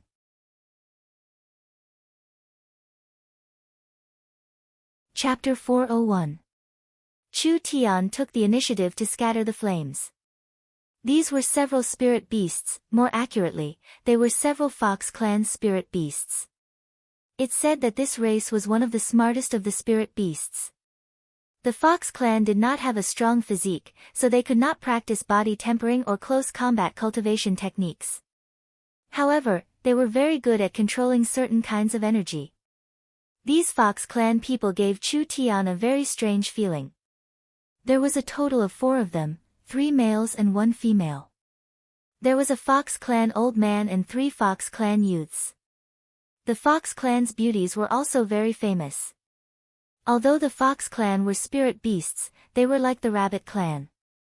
Their appearance was in line with the mainstream aesthetics of the continent and they were different from the pure elves. The Fox Clan women were more wanton and the Fox Clan was very realistic and vain. They worshipped money, power, and strength, but it was because of these characteristics that the Fox Clan was liked by the human nobles. It wasn't like Chu Tian had never seen a Fox Clan before. Actually back in South Sky City, he had seen Fox Clan slaves in the Een Corpse Valley's black market, but the Fox Clan people in front of him were wearing strange clothes. They were wearing large white robes and holding strange staves in their hands. There was a mysterious symbol that was different from the mainstream runes of the continent, but it was filled with power that covered their robes and staves. Who are you? A Fox Clan youth stood up and shouted, "Why are you injuring the spirit monkeys?" These were most likely the locals. But was he an idiot? These damn monkeys sneak attacked father, was he supposed to just stand here and let them hit him? Chu Tian looked at the old man in the middle. This old man's aura was deep and powerful, perhaps he was not a normal person. Actually, in the depths of the forest of chaos, even if it was a small tribe, Chu Tian did not dare be careless. After all, a small tribe that could survive here would not lose to a large tribe on the edge. Misunderstanding, misunderstanding, it's all a misunderstanding. Chu Tian sheathed his sword. A strong dragon could not suppress a local snake.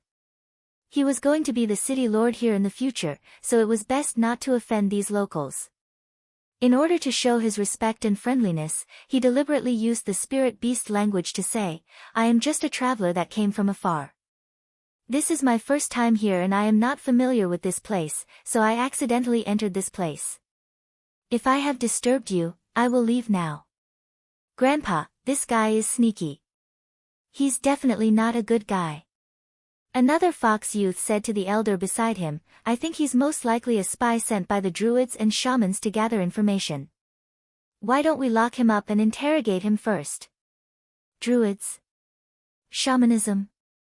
A strange look flashed across Chu Tian's eyes. He had seen these two terms in ancient books, but he didn't expect to see them in real life one day. This surprised Chu Tian a little. However, did these ancient sects still exist in this era?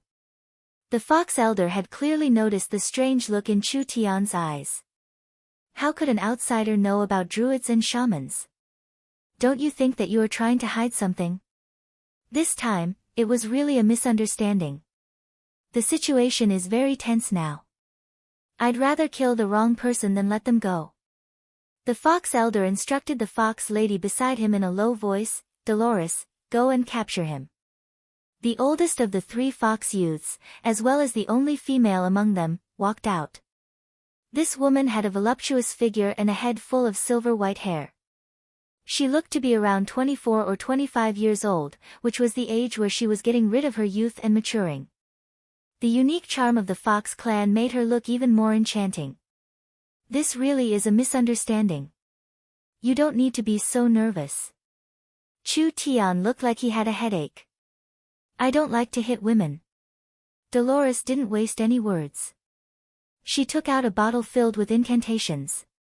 Chu Tian couldn't recognize the strange incantations.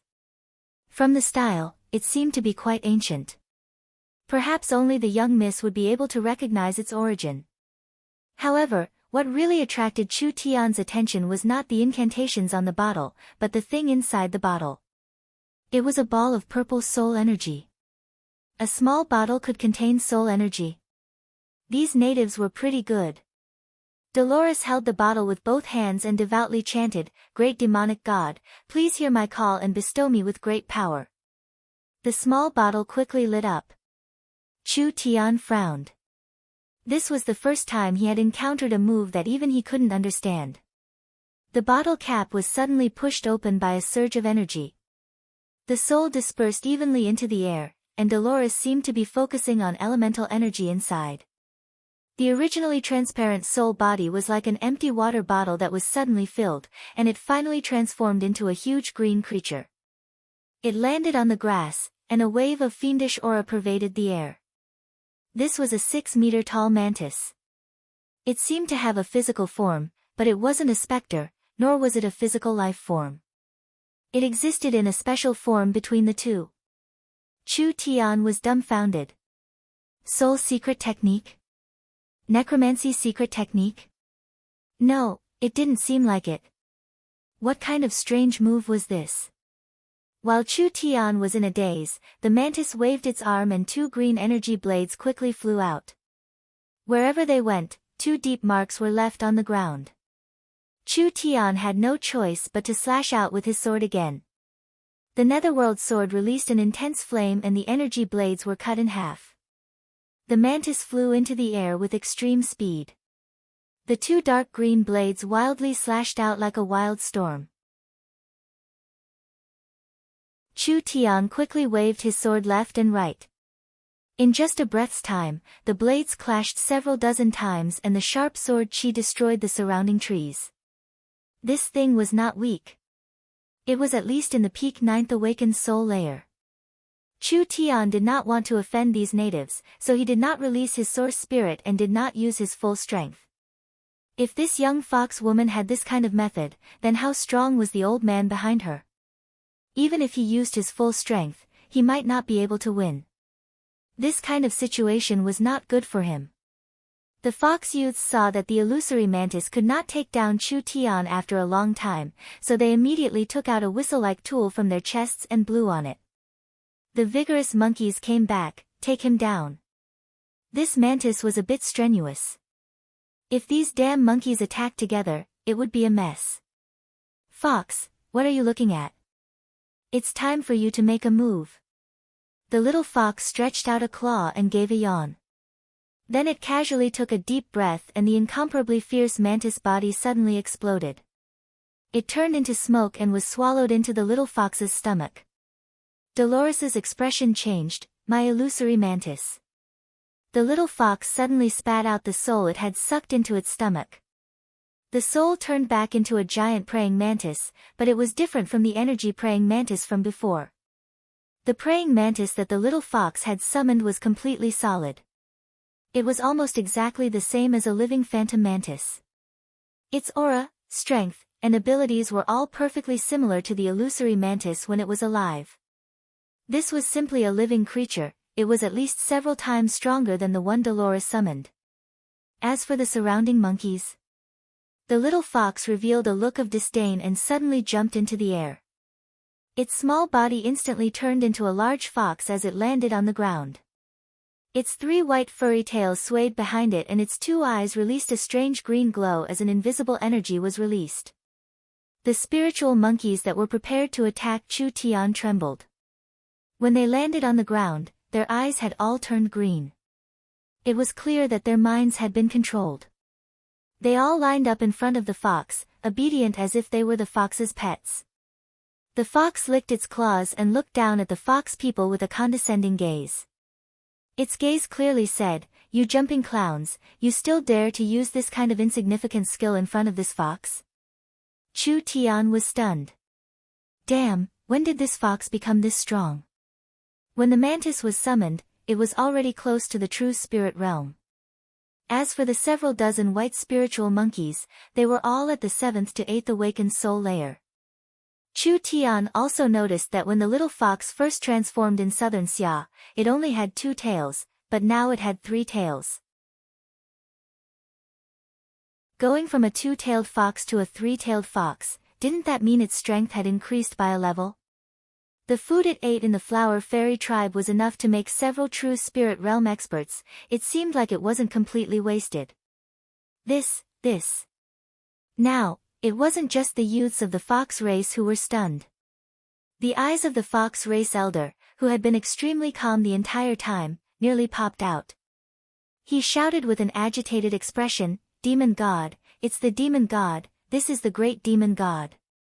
The old fox man kneeled down in excitement. The 3 fox youths also had faces filled with shock. This mysterious fox's strength and appearance was very similar to the legendary king of 10,000 demons.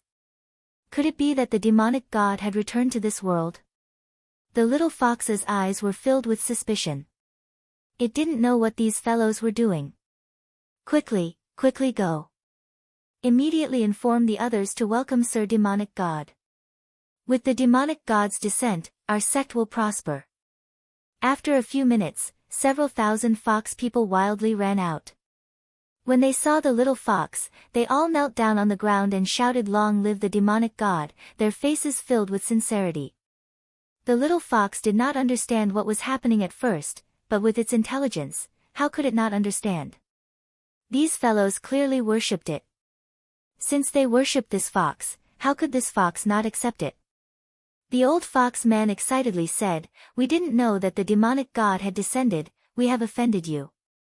We ask the demonic god to forgive us." These fox people all looked at it with fanatical expressions. The little fox gave a snort, not used to this kind of scene. Chu Tian did not understand what was happening, but these Fox Clan's spirit beasts seemed to worship this damn fox, so it saved him some energy. He immediately walked forward and said, Everyone, I've already said that this was a misunderstanding. Since this damn fox. This demonic god is someone you know, that means we are not enemies. Right, right, right. Quickly invite the demonic god into the temple. We will use all of our clan's power to worship the demonic god. The little fox was surrounded by a group of fox people as it swaggered away, leaving only Chu Tian to stare at it from the side. In his impression, the Fox clan was one of the smartest races on the continent. They did business and were very shrewd, but why were these Fox clan idiots? How did this damn fox look like a dog fart demonic god?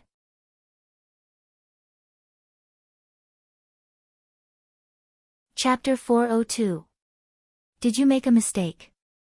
Chu Tian couldn't help asking Dolores beside him, how does this fellow look like a god? Dolores had a pious expression. When she heard Chu Tian say this, she angrily glared at him, you dare insult the great demonic god, you are becoming enemies with my demonic god religion. Demonic god religion? He'd never heard of it before. But it should be a religion similar to the Druid religion or Shaman religion. This was not a human sect like the Tianma cult, there was a fundamental difference between the two. Sects mainly relied on passing down cultivation techniques, so their members were very concentrated, belonging to a very high degree of power. Religions mainly relied on passing down their faith. Of course, religions also had their own cultivation techniques, but their members were not concentrated. The same religion, not only could it cross regions, it could even cross races. What is going on with your demonic god religion? Chu Tian ignored Dolores's hostile gaze, there's also the druids and shamans. How many religions are there in this place? Dolores didn't want to talk to this fellow who injured the spirit monkey and disrespected the demonic god, but the demonic god was brought here by him, so Dolores could only give a simple explanation. It turned out that religion was very popular in the depths of the Forest of Chaos. After all, this forest was too ancient, so there were many ancient things that had been passed down. Although there were many religions, in this area, the strongest were the Druid religion, the Shaman religion, the Undead religion, and the Green religion. As for the demonic god religion that the Fox people believed in, it could only be considered a second-rate power. Green religion? Chu Tian was stunned, what relationship does the Green religion have with Green City? This fellow seemed like he really was an outsider, not even knowing this. The Green religion is a group of fellows that believe in the forest god. Their faith is a branch of the elves. The Green religion had a large influence in the forest before, but now they have declined and cannot compare to the druids and shamans. So it was like this. The Green religion was a branch of the elves, so it was no wonder the Elven King could obtain Green City through diplomatic means. Chu Tian never thought that the powers here would be this complicated. Just these churches were enough to give him a headache. Because the believers of the church were usually very fanatical, these kinds of people were the most troublesome to deal with. The cultivation techniques of these religious believers were often very special. For example, if a fire god religion believer had a water-attributed source spirit, cultivating a fire-attributed cultivation technique was simply courting death. But if they cultivated a fire-attributed cultivation technique, as long as their faith was strong enough, the power of faith would protect their source spirit from the backlash of the cultivation technique. So the deeper their faith, the deeper their cultivation technique would be. Therefore, the cultivation techniques passed down in religions were mostly related to faith. The object of worship or belief of these religious believers was not as simple as spiritual sustenance. Instead, it had a great relationship with their cultivation and growth. Therefore, the believers would be more fanatical and devout. The move that Dolores had just displayed was obviously a summoning technique similar to the one used by the fox. This kind of summoning technique was not found in any ancient books, so even Chu Tian did not know much about it. It should be a special demonic technique used by the ancient demon race. It was almost certain that ordinary people couldn't use this kind of demonic art. Even if Chu Tian wanted to learn it, he couldn't learn it. However, these fox men could use it. They weren't from the ancient demon race. There was only one possibility. There was an ancient demonic god that used a certain method to create this religion, allowing these low-level beings to believe in it and use its power. Chu Tian did not know the reason why the ancient demonic gods created this religion, but there was a saying that the faith of all living beings was a great power. The demonic gods could absorb the power of faith to become stronger. Looking at it like this, the little fox's ancestor might really have some relationship with these fox men. There was a tall temple in the center of the native tribe. The temple was made from the bones of giant beasts and giant boulders, being over 100 meters tall. It was very grand and magnificent, but looking at how it had been eroded by the wind, this temple had a very long history. This tribe was very small, with a total population of less than 20,000 people. Don't think that they were easy to bully just because they were small. The entire tribe was filled with devout believers of the demonic god religion, and most of them could use their souls to summon demon beasts to fight. Other than that, the demonic god religion was also proficient in taming beasts. Just like the spirit monkeys outside the forest, they were all tamed by the demonic god religion, so they could not be underestimated. At least they could sweep through any tribe on the outside. The little fox had already turned back to its original form. It was only the size of a palm, but it was sent to the high platform by the zealous believers, receiving the prayers of all the fox clansmen. The little fox also quickly got into its role. Although it was only a little big, it curled its tail and sat upright on the ground. Its pair of black eyes were shining, and it had a dignified posture like a lion.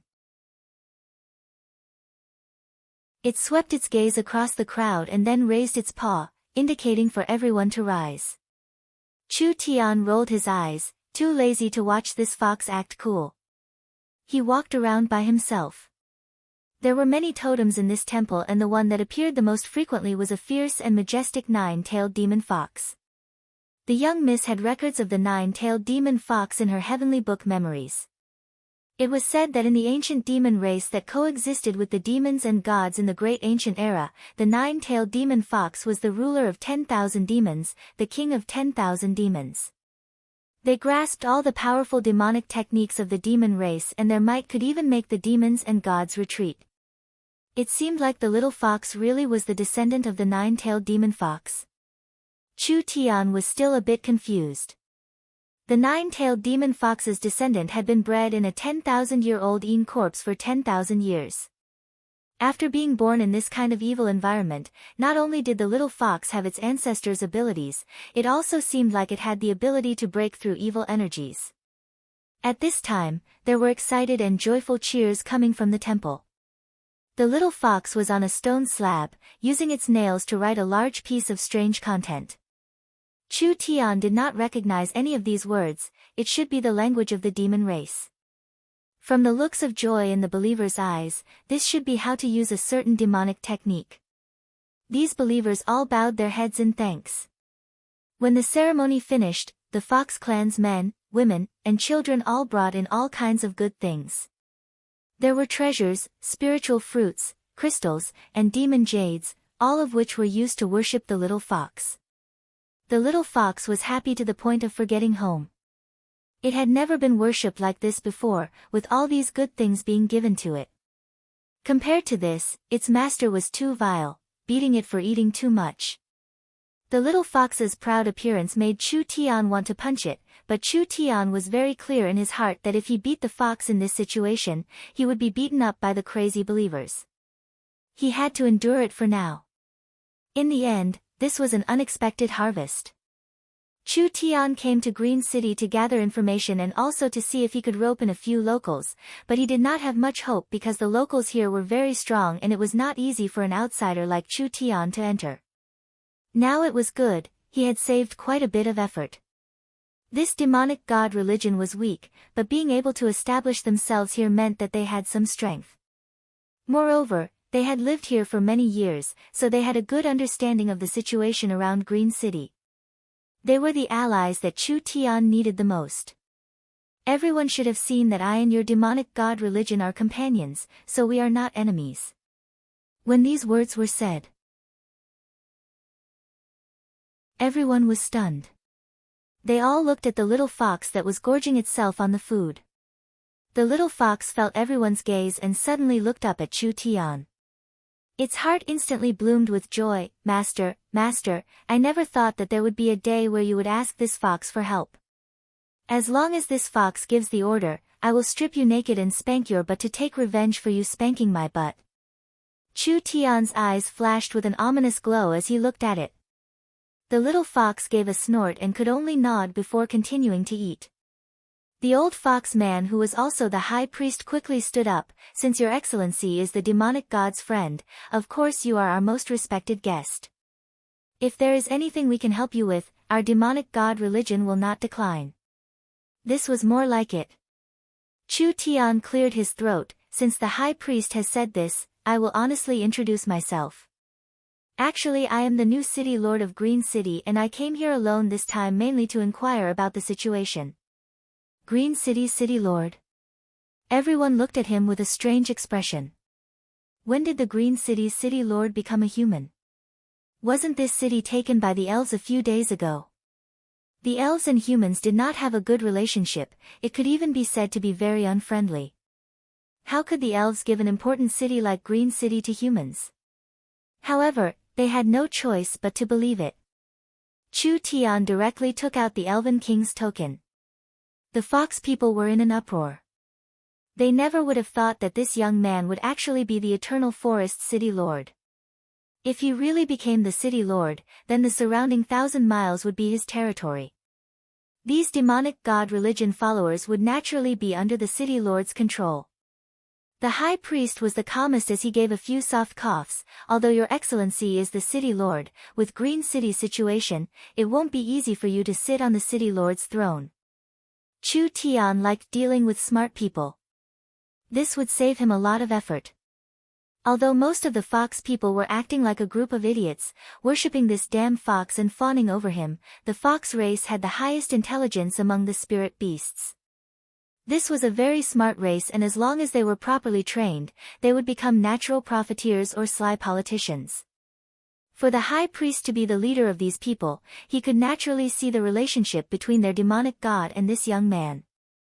The demonic god had come with this young man, and from the young man's disrespectful gaze towards the demonic god, perhaps even their demonic god had to compromise with Yao. This young man claimed to be Green City's city lord, but he came alone without any troops.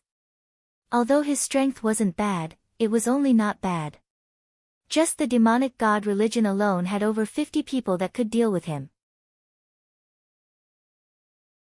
He most likely had the qualifications to be the city lord, but he didn't have the strength to sit on that position, so he came alone to scout. If they helped him when he didn't have the strength to become the city lord, then when this person became the Green City's city lord in the future, wouldn't it be very helpful to the demonic god religion?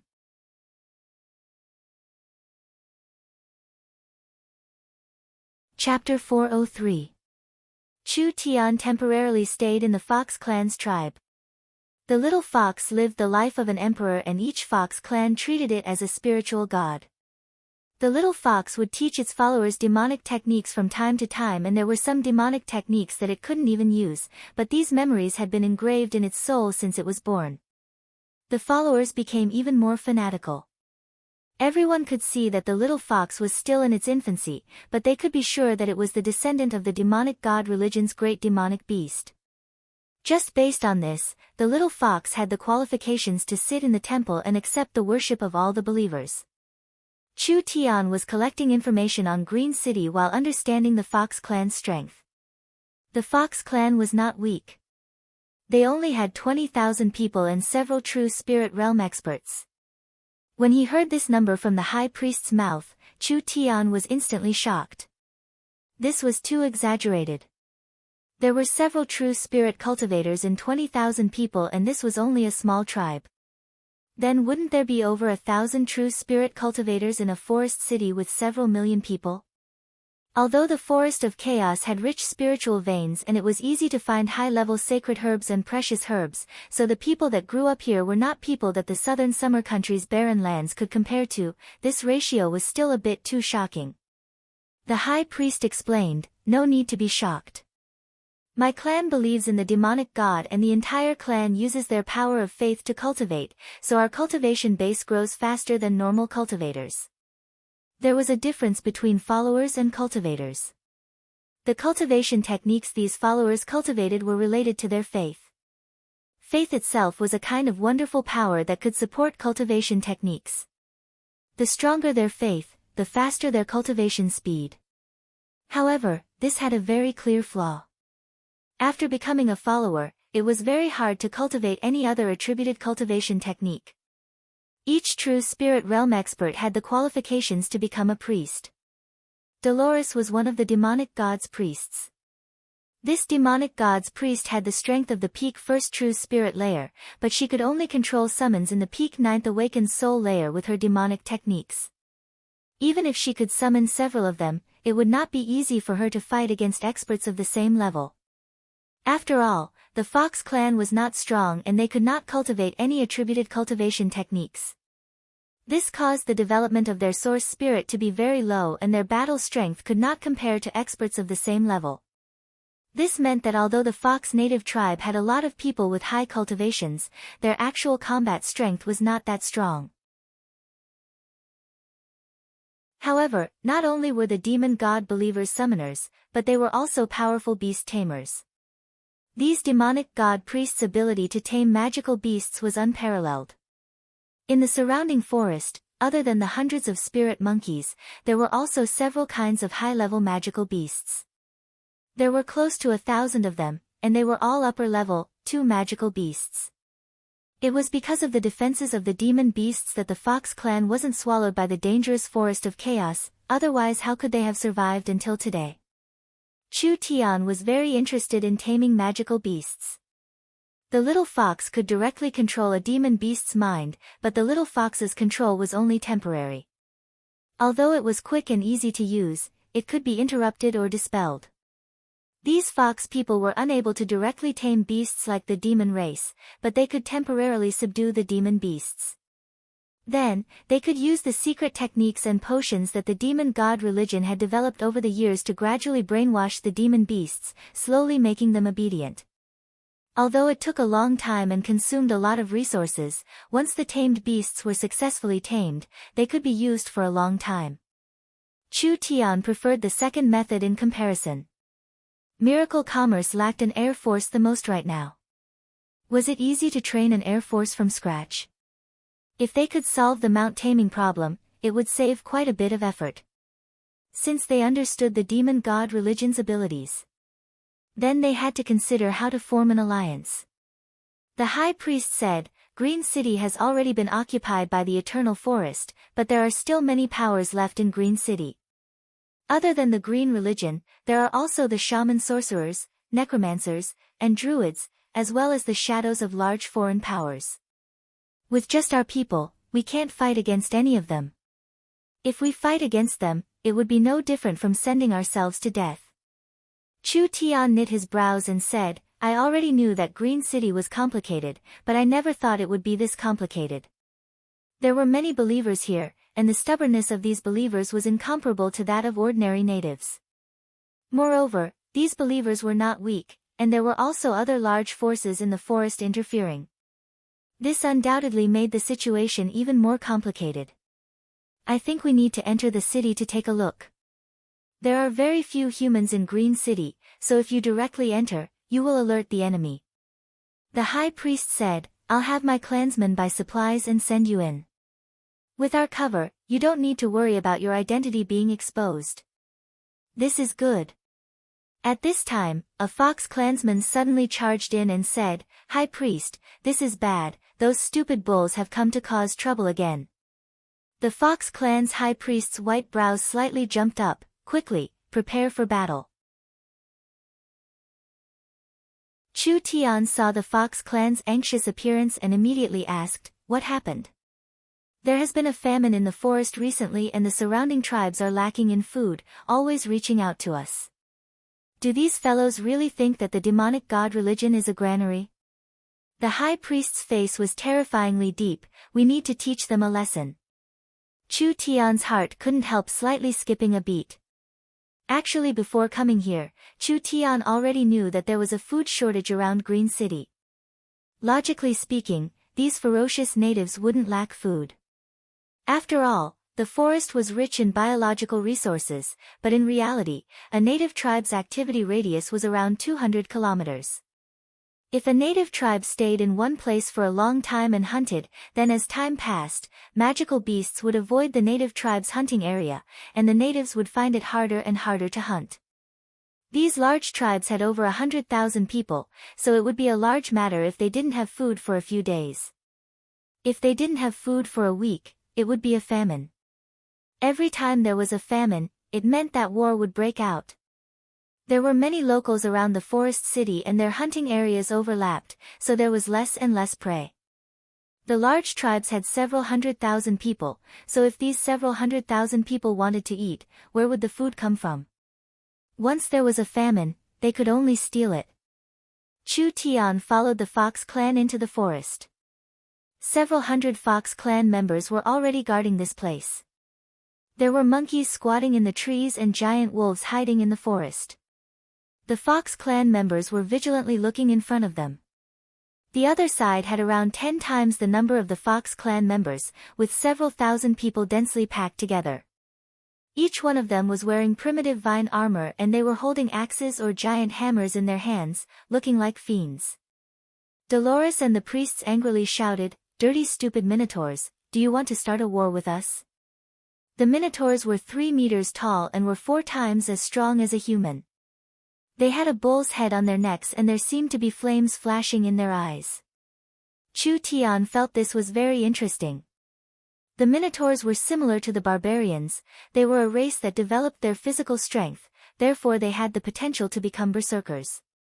If we wanted to start a war, we wouldn't have brought this few people and wouldn't have wasted words with you. A strong minotaur walked out with heavy steps, "We'll borrow some food and return it in 2 months. A Fox clan priest angrily shouted, "We don't even have enough food to eat, how could we have extra to lend to you?" "That's right, quickly scram. Otherwise you won't be able to walk out of this forest." The Minotaurs had never been a race with good tempers, and these Fox men didn't know what was good for them, so they were immediately angered. The leading Minotaur roared, "We've been neighbors for 10 years, are you not going to help us at all? We have several thousand people that are about to starve to death and we're all going to die anyway. If we do something crazy, I hope you won't blame us for not giving you face." This was a blatant threat. The Fox people's expressions were not good. Chu Tian asked the high priest beside him, "Are these Minotaurs very strong?" The Minotaurs are in the western mountain valley and have around 100,000 people. They can be considered a large influence in the area. The high priest said with a sunken expression, "We've been minding our own business these past few years, but now that the Minotaurs are suffering from famine, I'm afraid we'll make a big fuss. It was hard to find prey in the forest recently and many tribes were suffering from famine. The Fox clan did not just know how to store food, they also knew how to grow their own food, so they could be self-sufficient in times of famine." How large was the Minotaur's appetite? It was not inferior to the ogre's at all. A single Minotaur's appetite was more than 10 Fox people. If the Fox clan supported the Minotaurs, how could the Fox clan survive? Dolores's enchanting face was filled with anger. "Greedy and despicable Minotaurs, we will not submit to your martial strength. If you dare make a move, we'll make it so you won't be able to return." Most likely feeling the killing intent from the Fox people. The surrounding monkeys and wolves in the forest all gave low roars. The Minotaur's eyes were red from hunger. They had gone to the surrounding tribes and most tribes were unable to protect themselves, so they were not willing to lend them food. In comparison, the Fox clan was easier to deal with, so since they wouldn't give it to them, they would steal it. The killing intent released by the Minotaurs made the hearts of the Fox clan members sink. A bloody battle was hard to avoid. Although similar things often happened in the forest, with the Fox clan's current population, it would be hard for them to support this kind of bloody battle. If the tribe shrank even further, perhaps they wouldn't even have the qualifications to stand here. Why do we need to fight for a bit of food? Who is it? The Minotaurs looked at Chu Tian with a strange expression. It was rare to see humans in this area, so how could a human appear in the Fox clan's tribe? I am a merchant, so you can think of me as a food merchant. Chu Tian smiled as he looked at the large Minotaurs. His smile had a bit of a treacherous feel to it. I can provide food for the entire tribe to eat, but I just said that I'm a merchant and not a philanthropist. Do you understand what I mean?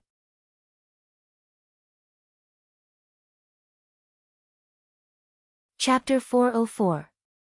The Minotaurs filled with killing intent were suddenly stunned. This was the depths of the forest of chaos. It was not the territory of humans, therefore humans were rarely seen. Anyone that could come here was a very powerful person, so who would come to this place to be a food seller? Would they transport food from tens of thousands of miles away? Or would they buy and sell food in the forest? This kind of behavior was like a treasure hunter that had finally found a treasure after a long time, but in the end, they had to move a stone back. This was completely different from cleaning up. The locals all knew how difficult and dangerous it was to pass through the forest of chaos. Even the locals that had lived here for generations did not dare try it. Humans did not hesitate to take risks to come here. There were countless heaven and earth treasures, even leather, wood, and ores were all profitable businesses, so why did they need to buy food?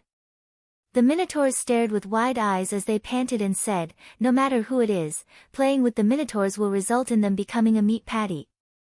The Minotaurs had a fierce expression, but Chu Tian ignored it with a calm expression. One day, no, give me half a day to prepare. Send a large amount of food to the Minotaurs and then we'll discuss the price, how about it? Although reason told the Minotaurs that this matter was impossible and it was definitely this human doing something, humans were famous for being sly on the continent.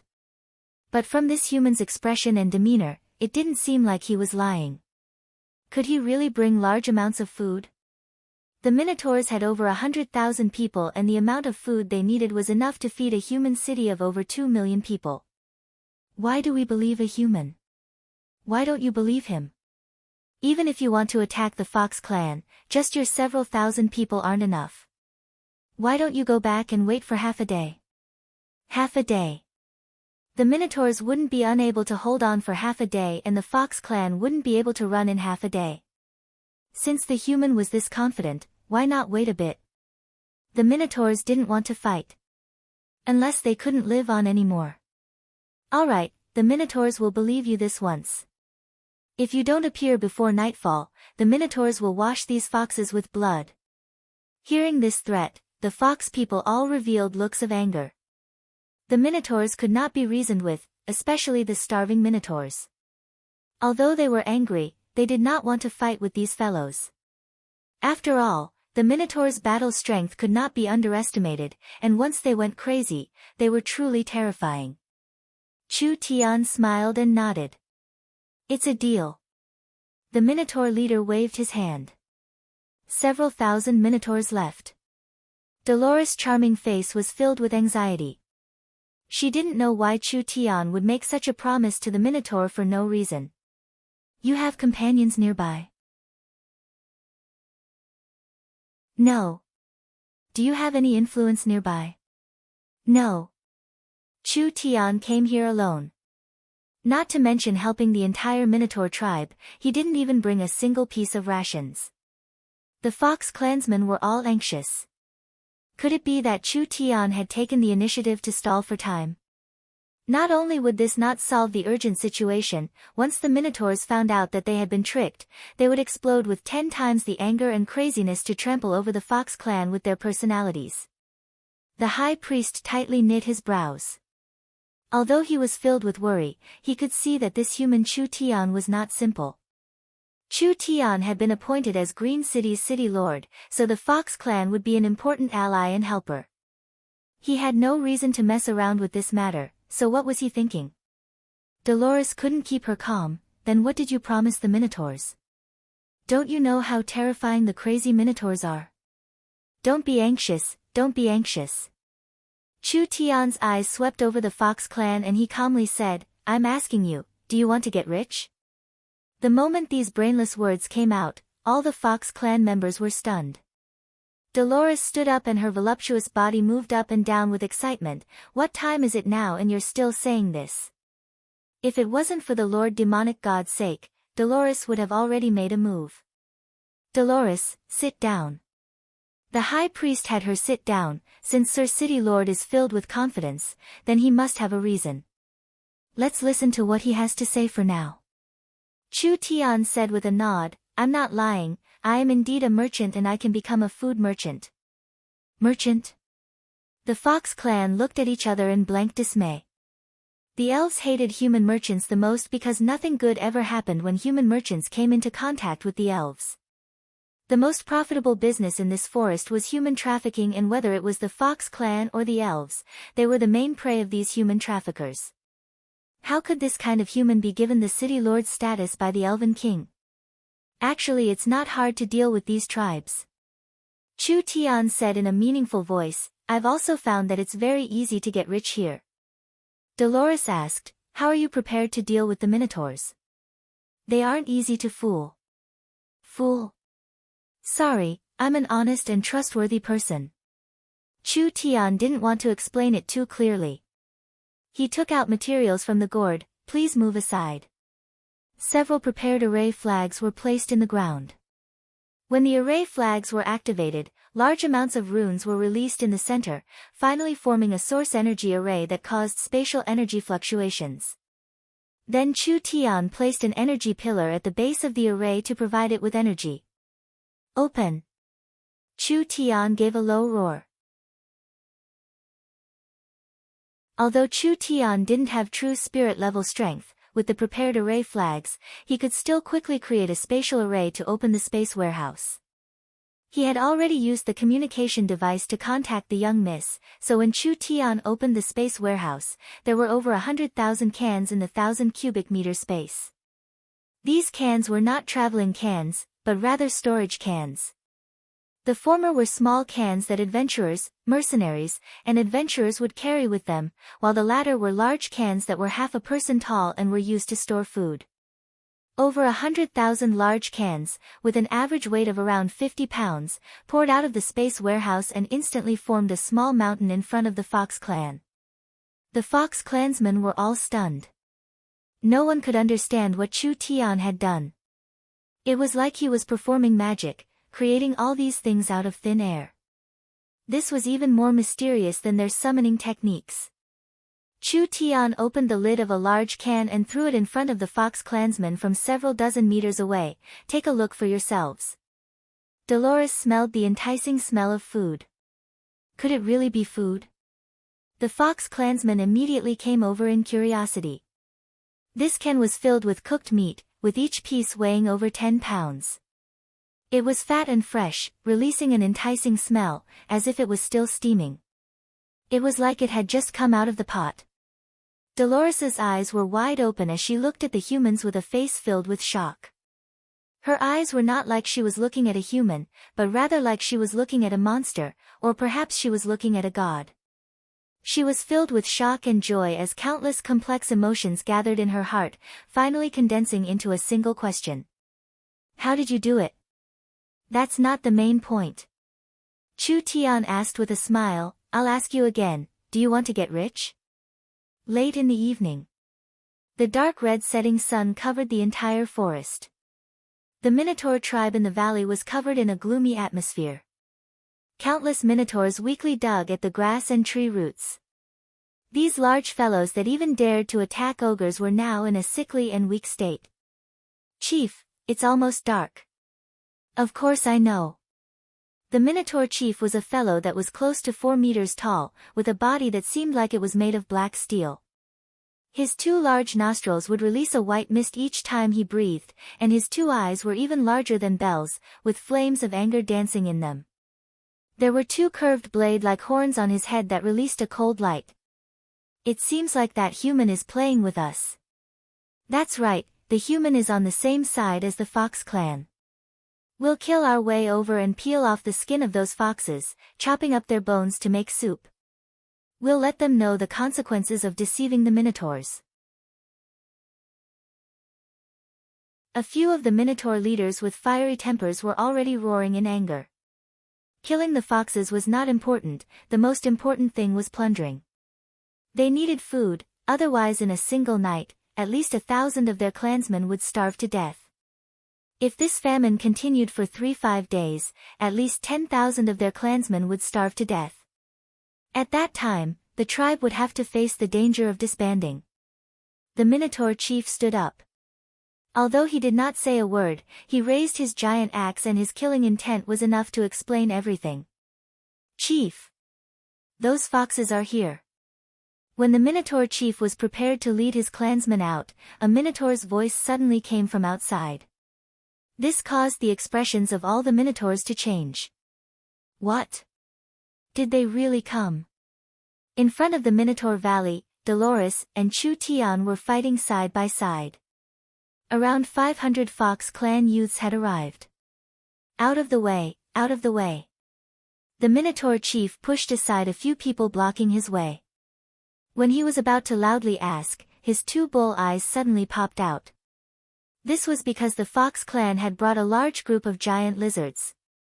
Each giant lizard was carrying a large tin can and the Fox clan was busy moving the tin cans down. This is... The Minotaurs had surprised expressions. These tin cans were made from the lathes of Southern Xia's factories. No one in the forest would waste time to make these things to store food. There are 10,000 cans of food here, around 500,000 jin. They are all processed and there are dozens of secret seasonings. It is definitely 100 times more delicious than your crude food. I swear that as long as you eat our company's food, you won't be able to eat anything else in the future. Everyone could clearly hear the Minotaur's breathing become heavier. That's right, I heard that the Minotaurs love strong wine, so I prepared 1,000 barrels of good wine. Each barrel is made from top-grade materials and even in a human society that pursues a high quality of life, this is considered a pretty good wine. The Minotaur's eyes turned red and their large Adam's apples bobbed a few times, unable to say anything. Chu Tian looked at these Minotaurs. "I wonder if everyone is satisfied." The Minotaur chief couldn't help himself. "Quickly give it to me." The Minotaurs almost lost their reasoning and were about to steal it. "I have to remind you, don't try to steal our food. This is just the first batch and I have plenty of good wine and meat. You can have as much as you want, but if you dare try to steal it, then I'm sorry, I won't do any business with the Minotaurs in the future." Chu Tian then added, "I think that at this time, as long as we provide food as a condition, there will be many tribes interested in attacking the Minotaur Valley." The Minotaur chief's expression changed. What do you want?" "I don't know either." Chu Tian revealed a cunning smile. "I'll have to see what you have first." You're tuning in to the Blissful Bookshelf YouTube channel. We're so grateful for your support and don't forget to subscribe to join us on this incredible journey through captivating stories. Your generosity through donations truly makes a world of difference, as it's the primary source of revenue that allows me to expand and enhance this channel for you.